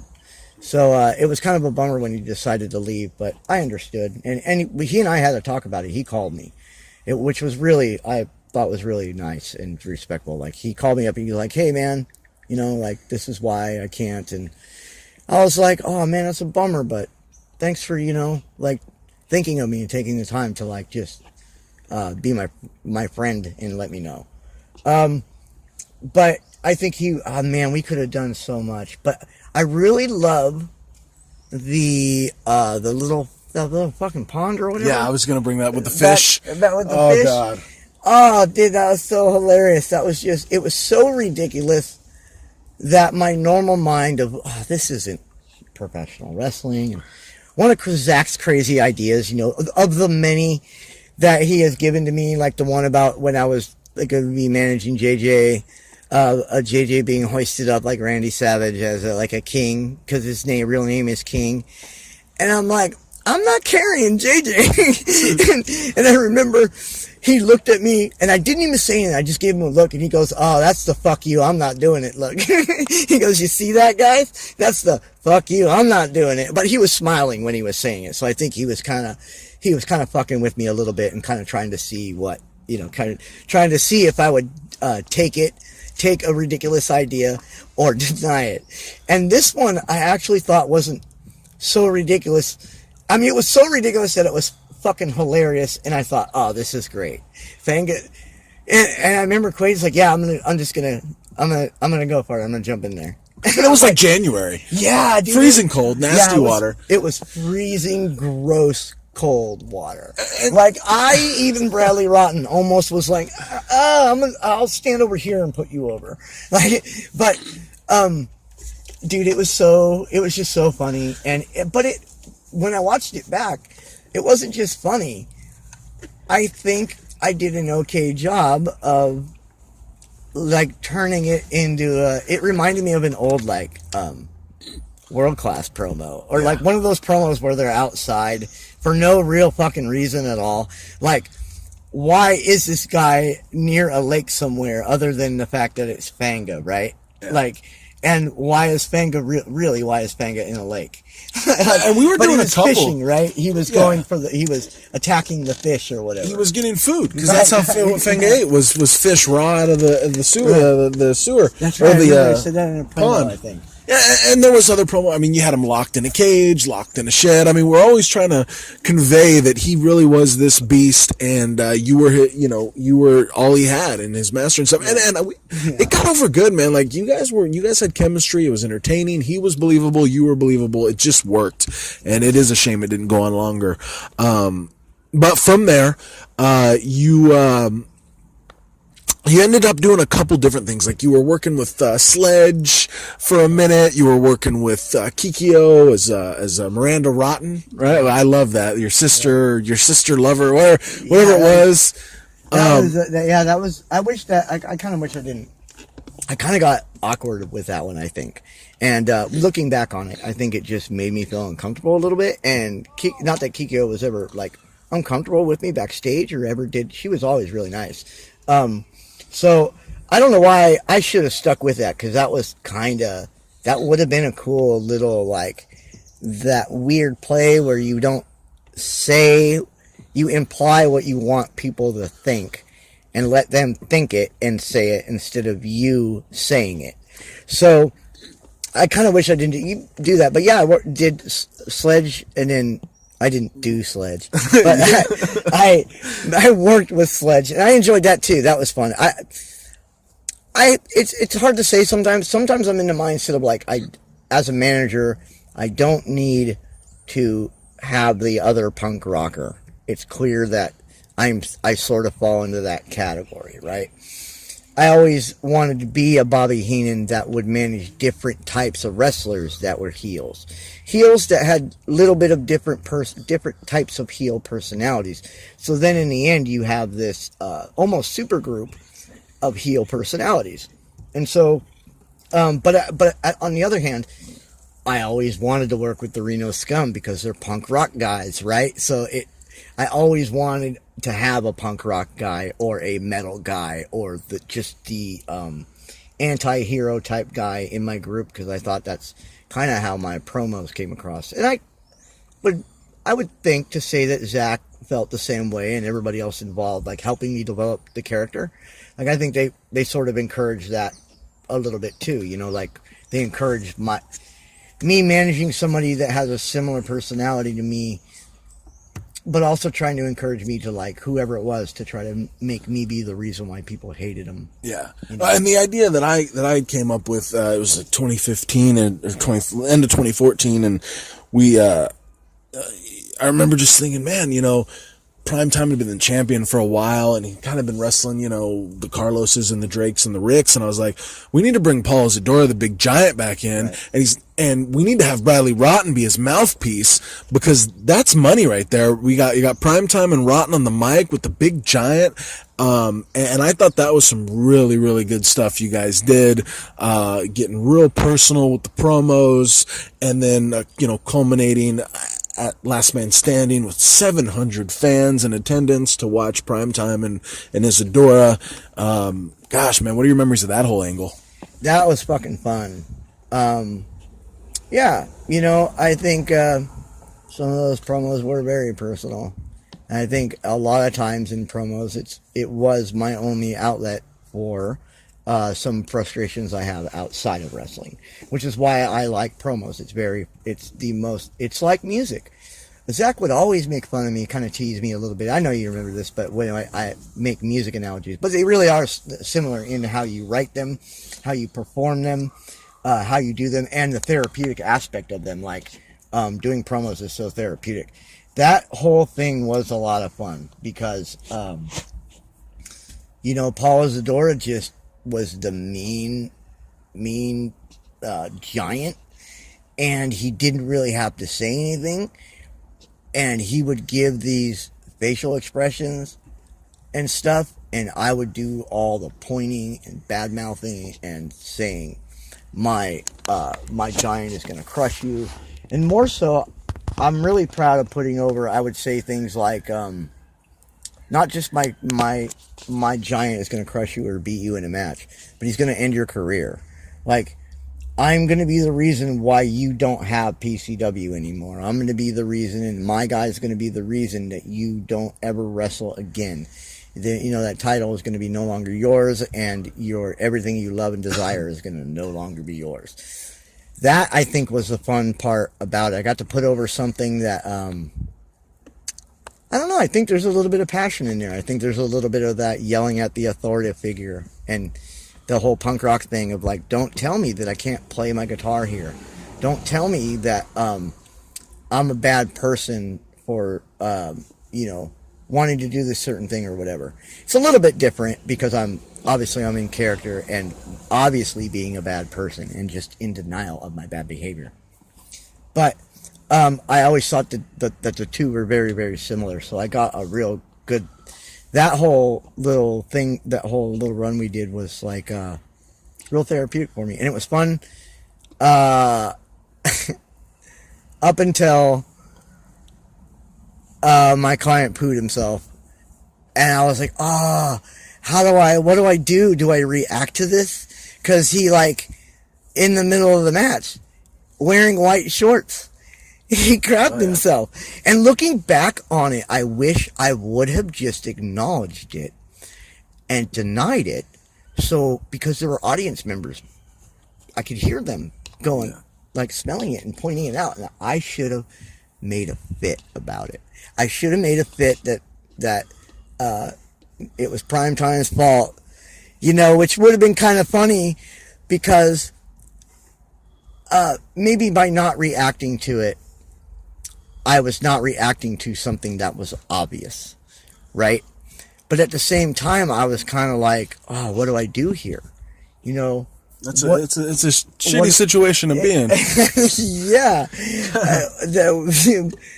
I had to go wrestle on that mat after that had already happened too. I'll never forget that night. It was actually the night I won the championship, but it was like, and then everything you were doing. Go ahead. Can I just say, I don't mean that to talk bad about Paul Isadora. He's a great guy, and he was always really nice to me, and he was always, for being a veteran, he was always willing to, like, listen to me. You go, well, what do you think? I'm like, well, I like that idea. Can we do this? Well, how about this? Okay, yeah, I like that idea. And then we were cool. And it was always fun to work with him. No, he's incredible. So I don't want to make that sound like, no. But man, he shit his pants. Yeah. And man, I smelt it. And man, it was just so obvious. And I was just like, oh no, not now, no. Because we had built up pretty good with that thing. And we had, even though the match, if you watch the match, other than that, it's actually not a bad match. It's a pretty good match. No, it's him and Sin. Yeah, it was good. Right. And there was so much going on too, because as you were working with Paul, you're starting to develop this Rotten Rebellion, this Rotten Family, and Propane, I think, was involved, and then of course, which led to this angle with Chico. And selfishly, like, I'm glad everything happened the way, like with me winning the championship. But if you look back, it was like, gosh, there might have really been something there with Paul Isadora winning the championship, or with Chico Lopez winning the championship. Like, there were so many ingredients with you and that whole deal, but it happened the way it happened. And then I think the best work of your career has been with Atticus Lynch. Right. I really, really like you guys together. So, once you transitioned away from Isadora, you really started working with Atticus. And what are your thoughts on that? My thoughts are that also was a lot of fun. I really enjoyed working with Atticus, inside and outside of the business, just as a person outside. I didn't really, it's weird. I have, when you meet somebody and you know them long enough to where, like, the first time you met them, now almost seems like they're like separate people. Yeah. And I remember him being the guy that hitchhiked, and he was a fucking dirty hippie. And I was like, oh, this hippie guy. But I could tell that he kind of got it right away. And then as you watched him do progressions, he started doing pretty good. And like, I think Zack thought so, and I think you thought so, and a lot of other people did. And then once he got through training good enough to be able to be on the card, he was like, well, he had been wrestling for a little while as something else. He was again, another genius idea, right? The caveman. Like, I mean, he had this gear, and I looked at him. I said, dude, you gotta be the caveman, bro. And don't even speak English. Just yell around and be kind of crazy. Kind of like FANGA, really, but in a caveman way. And God, him and FANGA would have been, you with him and FANGA as the caveman? Holy shit. But no, he was a caveman. And then, yeah, he transitioned to Atticus Lynch, and he can talk, you know, but it just, with you two together, just kind of feeding off each other, it just worked. Yeah, I to say on his talking, I think we brought out something in each other in that it allowed both of us to not have too much time to talk, so we would have to split it up. Yeah. So in our minds, I think we would try to weed out the bad in what we wanted to say, and then we would cram in all the good, so you would end up getting two really good sections of the promo. I agree. And I liked working with him. I didn't feel at all like he was taking anything away from me or that I was taking anything away from him. If anything, I liked some of the promos where he got to talk a little bit more, and then I would do my tagline and laugh and go, yeah, what did I tell you? My client, my client.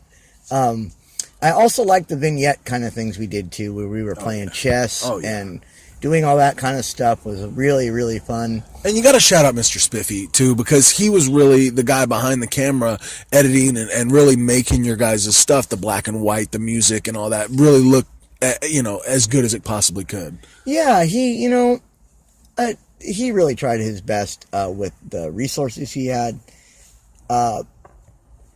It's funny, he and I share a birthday.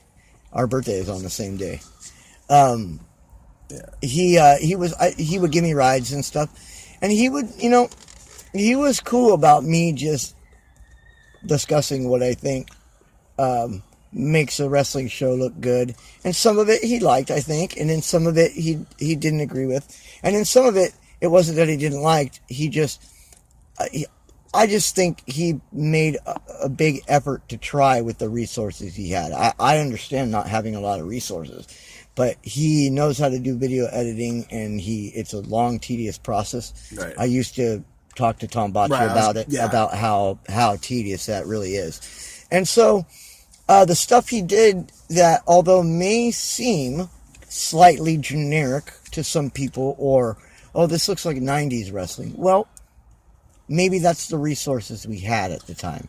Maybe those are the type of the logos. Maybe those are the type of programs he had to be able to make it work. And maybe, and over time, I think those programs that he had were slowly getting better. And I think he did a really good job with our promos.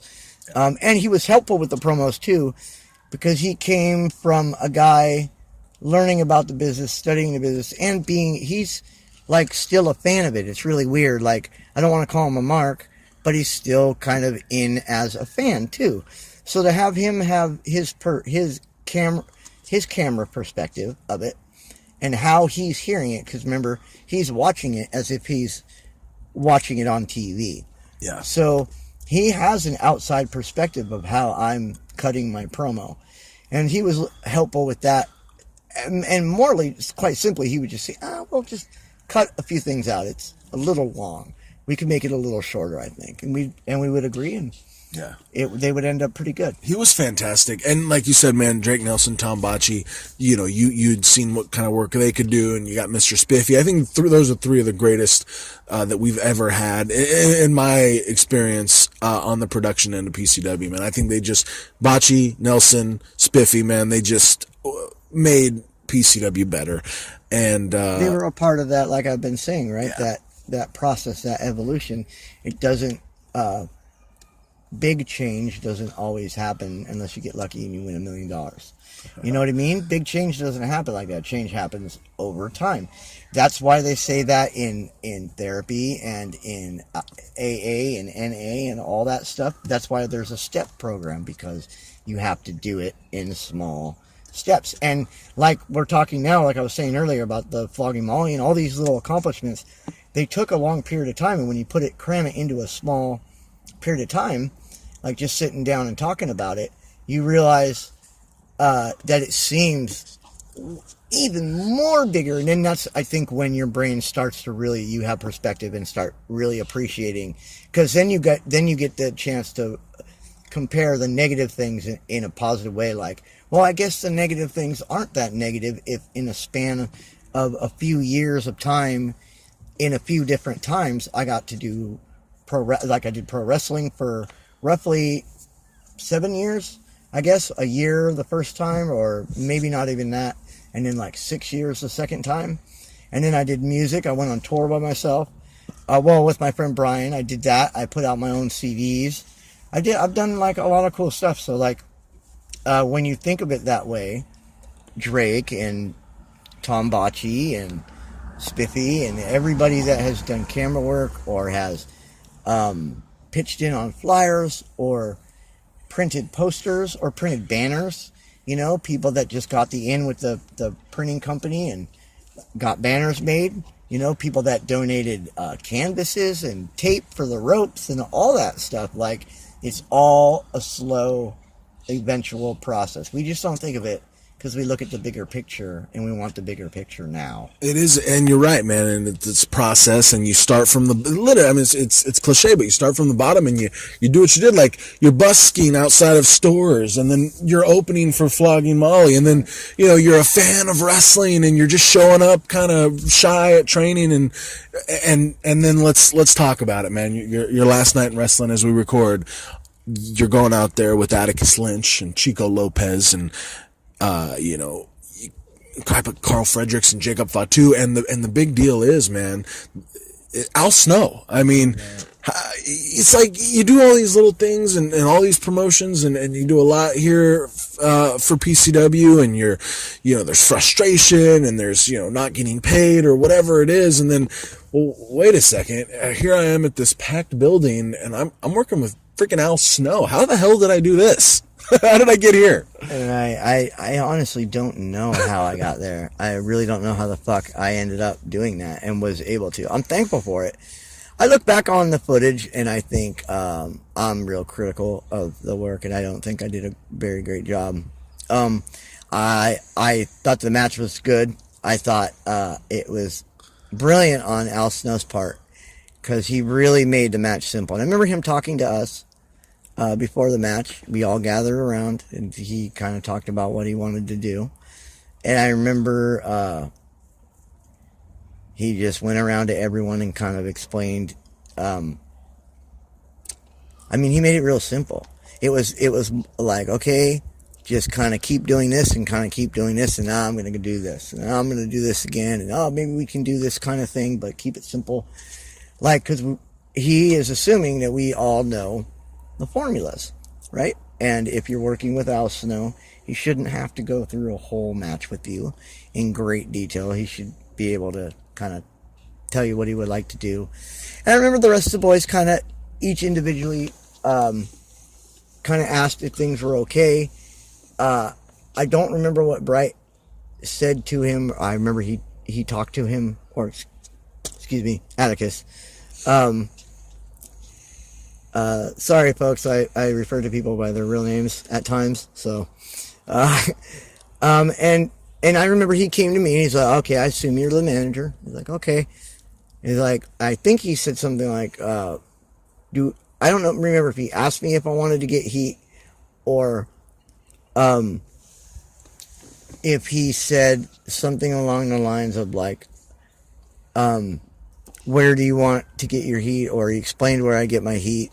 It was something along those lines. And I remember discussing like, doing I think he asked me, what I know how to do. It wasn't like what I like to do. It was more like what I know how to do. It's like, well, I do the choke on the ropes a lot. I'll grab for the foot, unless somebody tells me to get up on the apron and distract, and then usually I bump on the apron. Or something along those lines. It wasn't a very long conversation, but it was a short, like, kind of getting a what's up. And then, I honestly don't even remember if I had a little distraction spot, except for I remember, Jacob Fatu feeding to me and then getting himself in a position to be able to be draped across the ropes so I could slap him or punch him or choke him. And I was really, really thankful for that because, like, he didn't have to do that. Like, he didn't have to make an effort to make me be a part of the show. So I thought that was really cool. I don't remember, I don't think I had any reaction with Al Snow or I don't even think he turned to me even in like a situation where he's cheating or he's trying to cheat or anything like that. I remember watching the match and I remember kind of being nervous a little bit just because I was out there with Al Snow. I remember being very excited. It was kind of like, it kind of tripped me out. But at the same time, I was kind of like, I think I was burning out on wrestling a little bit and just burning out on, like you said, not getting paid and all that, just all the other shit that like people don't really think about. A lot of people just go, oh, you're doing what you like. But they don't think about all the other stuff that kind of goes along. Which brings me, I don't mean to cut you off, but which brings me to these a couple questions we got here from some listeners of the show.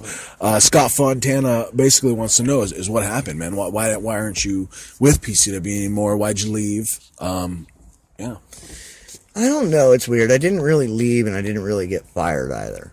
There was a Work Barn War show and I was to get a ride from somebody.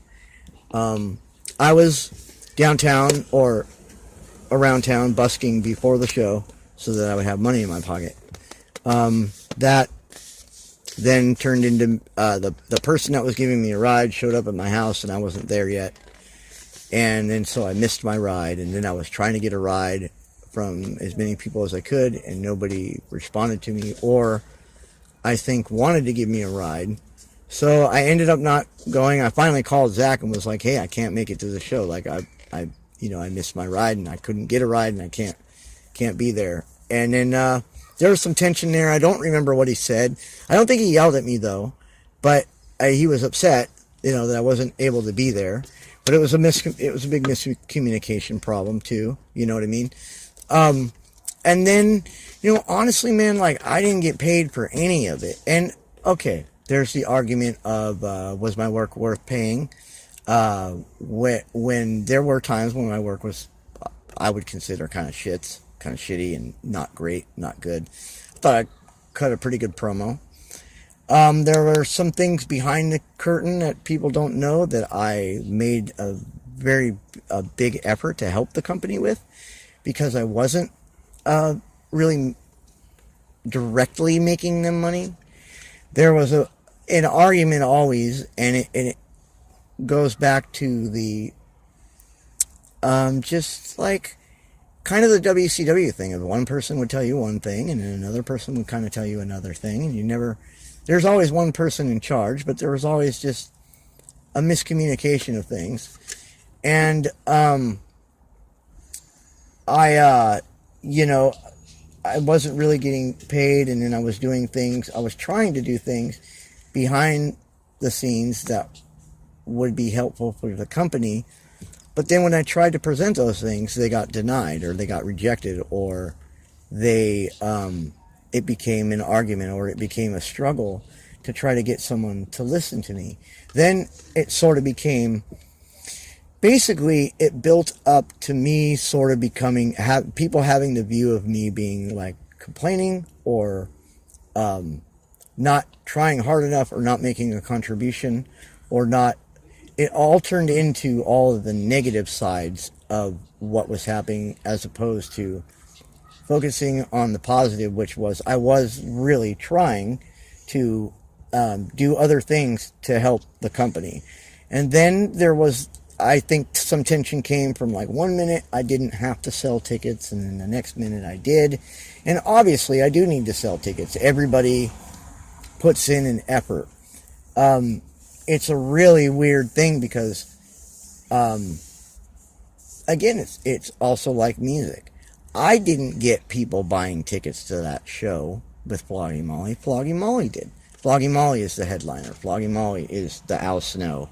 You know what I'm saying? Yeah. So, like, you have to show them that Bradley Rotten is a reason that people are coming. And being a manager, that's really difficult. I'm not making excuses saying, oh, it was difficult and it's Zack Reeb's fault and everybody else's fault. I'm not saying any of that.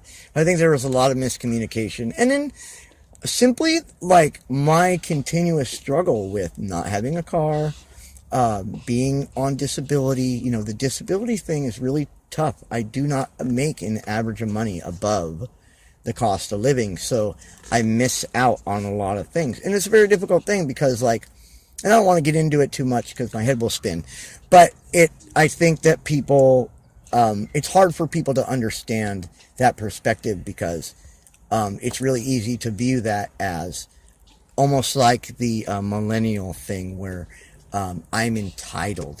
Give me this. I'm on disability, so give me everything. And that's not the case. But the reality of it is those situations make it very difficult for me to even achieve some of these goals. So when I get to, like, do this kind of thing and talk about it, it's actually really neat because, again, when you look back on it, you kind of go, well, wow, you know, okay, well, there's all the shitty things involved with it, and there was tension at times, but I still, in the end, and I hope it doesn't get viewed as I just used them, unless, you know, you want to look at me as literally Bradley Rotten, then yeah. That was another thing. I kind of started to become Bradley Rotten.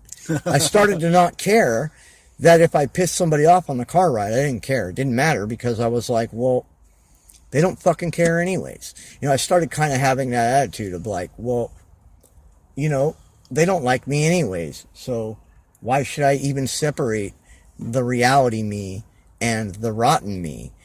And the rotten me is really just me when I'm frustrated with the volume turned up. So it kind of started to be a bad thing. So even though I didn't quit and Zack didn't really fire me, it was one of those weird things, like when I left the homeless shelter and my counselor was like, Brad, you know, you really don't need to be here.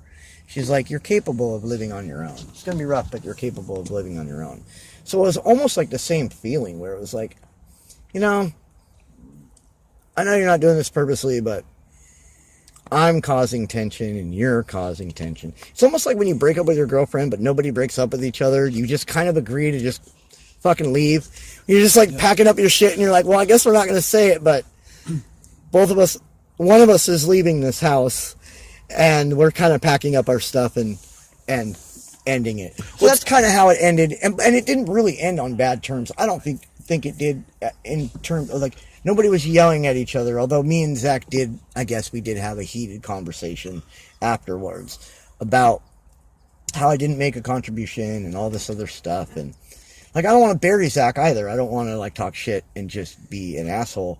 There were some things, though, like that were said that, like, really offended me because I was like, well, wait a minute. It's not like I didn't try to make a contribution. Like, there were some big things I tried to help the company with. And then it kept circulating around to my work, and was my work good or was my work not good? And then it was just like, in the end, I was just like, oh, this, you know what, man? All of this really isn't worth arguing this much about. It's not worth getting mad about for either one of us. It's just not worth it. I don't remember the conversation ending too heated, but I just remember that it was a heated conversation, and it was kind of, neither one, like, Zack didn't say you're fired, or I didn't say I fucking quit, but we just kind of left it at that, and it kind of never went anywhere from there. And then everybody just kind of, like, disappeared. I mean, I see people online, and I comment on their posts sometimes, but I don't always get a response. I usually don't. But that's all understandable too. Like, I'm not mad at anybody about it. I'm not, it just is frustrating to have any kind of work considering my situation, and I have to do like under the table or independent contractor type work because I'm on disability, and I'm not even really supposed to be busking. Like, disability calls me from time to time and asks me about my busking, and like they'll ask me, well, what's your average? Well, what do you make? Well, I don't make the same every day. So it's I don't want those things to sound like they're complaints, but it is very difficult when you're doing an art form, and then a lot of the time, most of the time, you're being told that you're doing a good job. And then when the tension comes, and then pretty soon, and then you start going, well, am I going to get paid for this? Hey, are you going to start paying me? And then you hear, well, let me crunch the numbers. Well, let me look into this. Well, let me look. You go, well, am I doing okay? Like, yeah, I know. I know the feeling, brother. And then pretty soon you're just like, well, why am I doing this without pay? And then you start over analyzing things or over thinking yourself. Like, I do it with music too, where I'm just like, is it wrong that I'm busking? Is it are you not booking me shows because I'm busking? Am I really taking it that bad? Am I taking it that hard? Do I really have a bad attitude? Is it because I don't have money to go out to shows and socialize? It's like all that stuff really eats at you. And the funny thing is I don't feel like I'm that disabled. I don't think disability should be judged based on what's like, okay, a guy in a wheelchair, is he more disabled than me? Well, okay, kind of, because he can't walk, but then how do you gauge that? I can't see very well. I can't see across the street sometimes. You've seen me at night. It's not fun. I almost run into people when I'm walking downtown. And I'm not saying that's anyone's fault. I'm just saying it's a weird thing to me about society that how we look at what is disabled and what isn't disabled. But back to wrestling, the truth is Zack owns a business and he has a job. And when I'm billed to be on the card, even if I'm not on the fucking flyer, I'm supposed to be on the card. People expect me to be there. So there's two sides of it. Like, I kind of understand where Zack is coming from, and I kind of understand where the misinterpretation that some people in the business might have had of me. Like, I know, like, I'm really quiet backstage. I really don't talk to anybody. Sometimes I pace, and I look like I'm a lunatic. I look like I'm frantic. Like I'm always like not knowing where to go. Isadora said it to me once. She said, "Hey, man, are you all right? You always look lost." And I was like, "Thanks, Paul." But I was always kind of pacing back and forth, or like kind of like trying to go from one group to another, or like I couldn't. I don't know if it was nervousness or if it's a social anxiety thing, or I'm sure it is. I'm sure it's all of those things. Well, that's why I stopped doing wrestling. That's why I kind of disappeared. Well, I think you've always been willing to put the work in, man, like over the years with everything, with promos and ticket sales when you could. And one thing I remember, we it was one of the last shows in Chico, and we got in a heated argument, me and you, which it happened from time to time. But this was bad. It was, I was going through some things in my life, and I just remember feeling really bad with what I said to you or whatever, because you were just trying to put together an after party and get things going with the radio station, and you had all these ideas, and I was just so overwhelmed with what was going on, and I just I remember, but we eventually did. We sat down and we all got on the same page, and I thought it was one of the coolest things was to do that show we did in Chico, and then to go on over to the Maltese, and you did your music show, and it was just one of the greatest times, and I wish we could have done more of that, and because you were always willing to do whatever you could to make things better, whether it was you being a part of the after party or pitching ideas, for production or anything, man. You were always on top of that. And Philip Parr here with our last question here just wants to know if you will ever be back in Pro Championship Wrestling. Well, as good old JR says, tomorrow there's no guarantees for tomorrow, but I'd like to. I would like to eventually come back to wrestling altogether. PCW, we didn't even get to talk about. I did one show with Gold Rush, which I was thankful for, and I did some GGP shows, which some may argue and say that they were shit shows, but they were still fun. I still got to work with the other guys, like.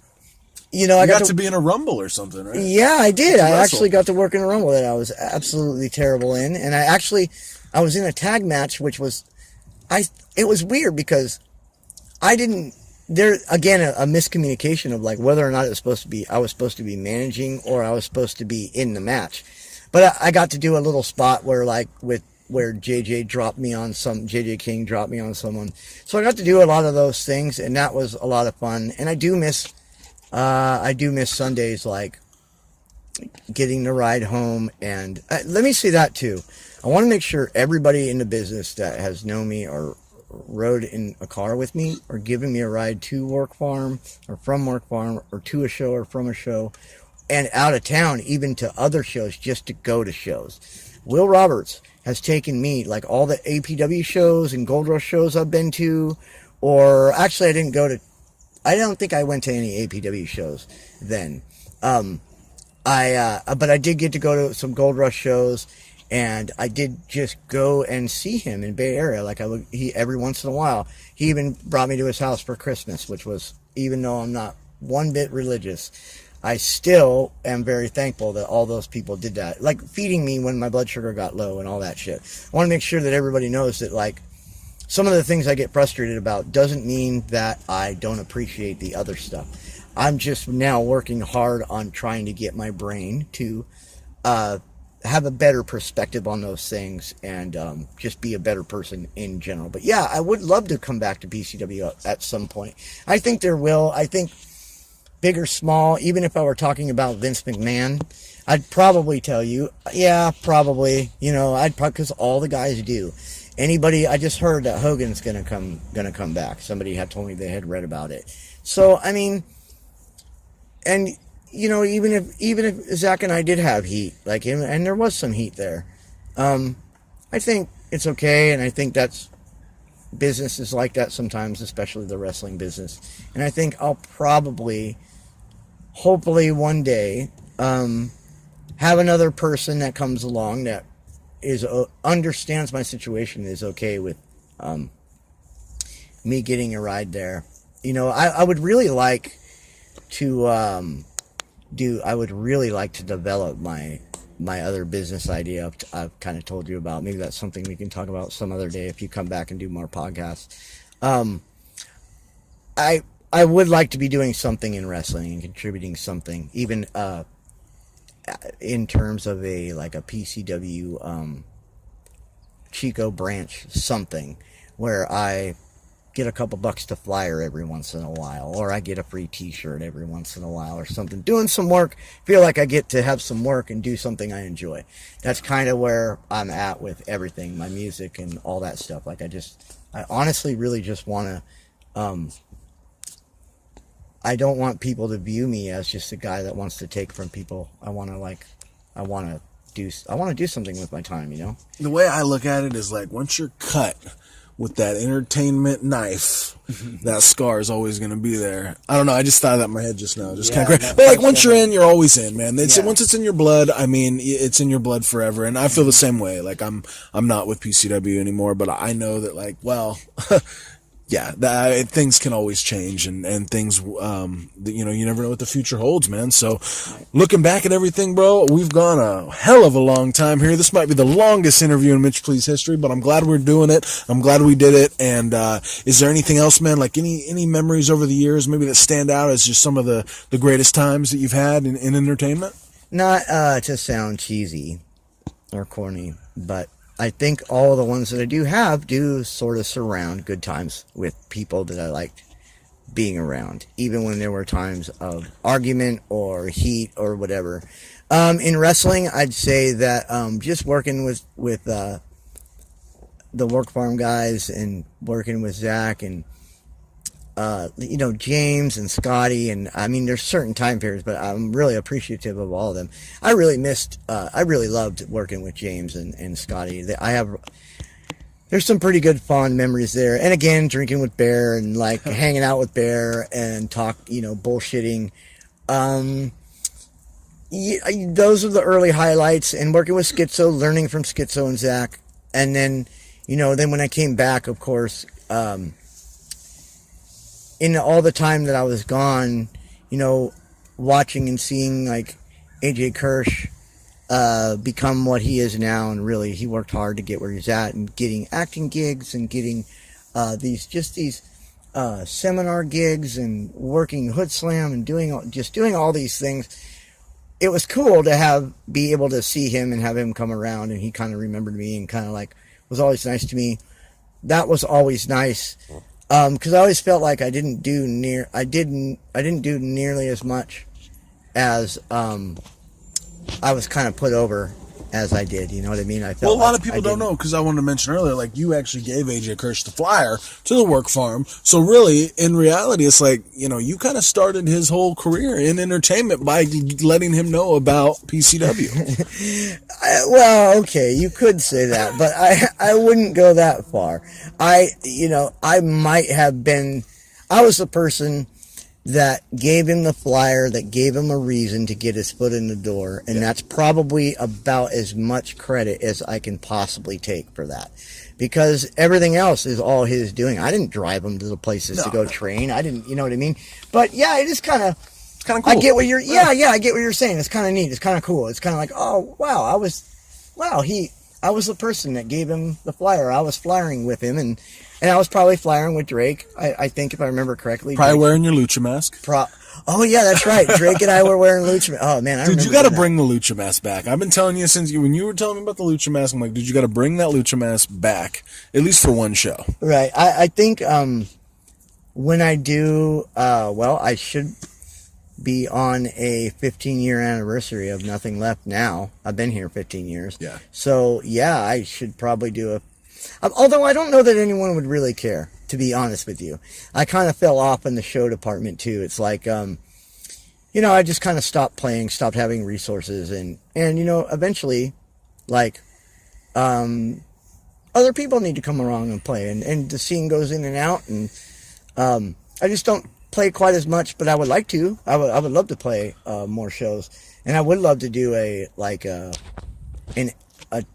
15-year anniversary Nothing Left show, in like being able to have a platform to get as many local bands that have been around for years to play one show and just like have fun for a night and like do the thing. You know what I mean? Hell yeah. And recently, like, more bands have been, like, my friends from Southern California have been contacting me to play up here. So I've been doing that. Like, I've been trying to get my friends, by all means, to come up. Unfortunately, they wanted to book the 3rd of December, which is the same day that Pennywise and H2O are playing. And they're a real similar type of punk rock. Like, actually, they should be playing that show. But I've been trying to help them out. No luck so far, but that's okay. I hope that maybe I'll get lucky and they'll want to just come through town anyway, so I get to hang out with them and like have lunch with them or whatever. Because I don't get to see them that much anymore, other than on the internet. And then, yeah, man, I just, I don't know. I don't even know where to end this. Well, brother, you're still putting out music. You're still doing the damn thing. And, where can people find you on the social media? They can find me on Facebook, both my Bradley Rotten and my Bradley Justin Finney, which is me, but I have a Nothing Left acoustic punk in quotations. And that's like my music page that's lined up with my personal Bradley Justin Finney page. So if you go to my Bradley Justin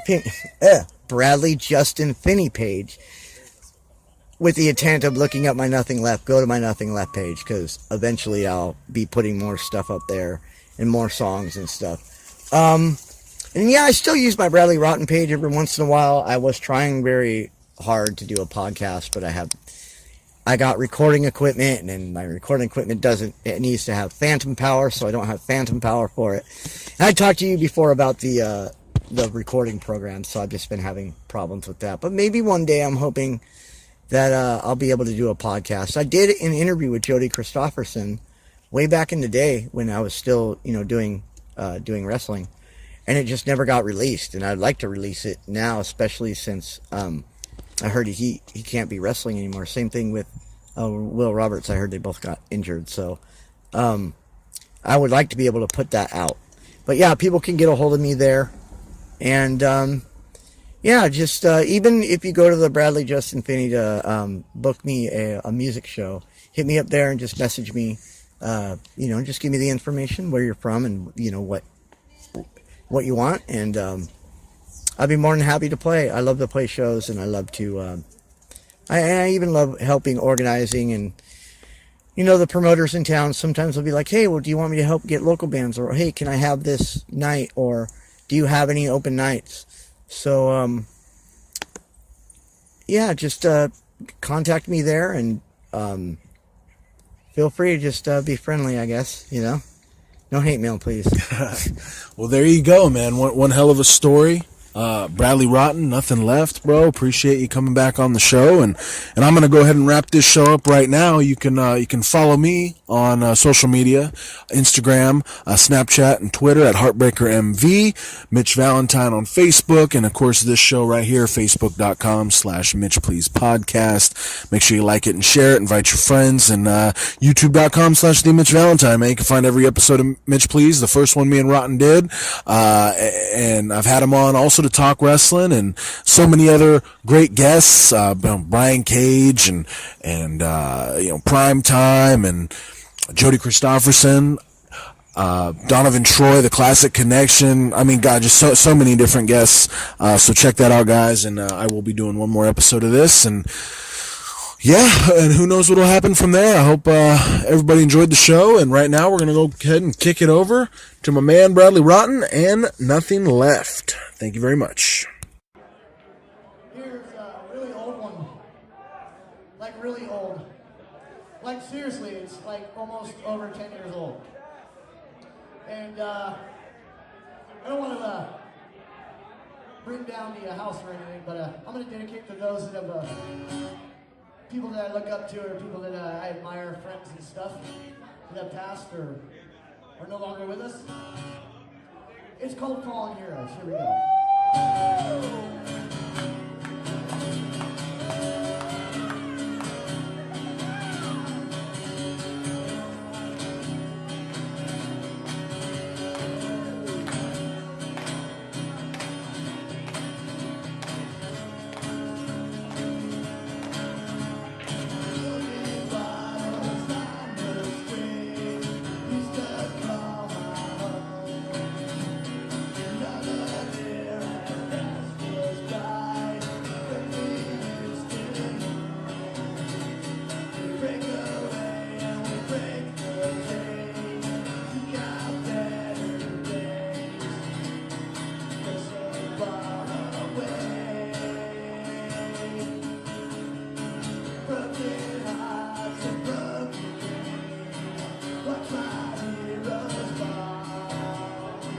Try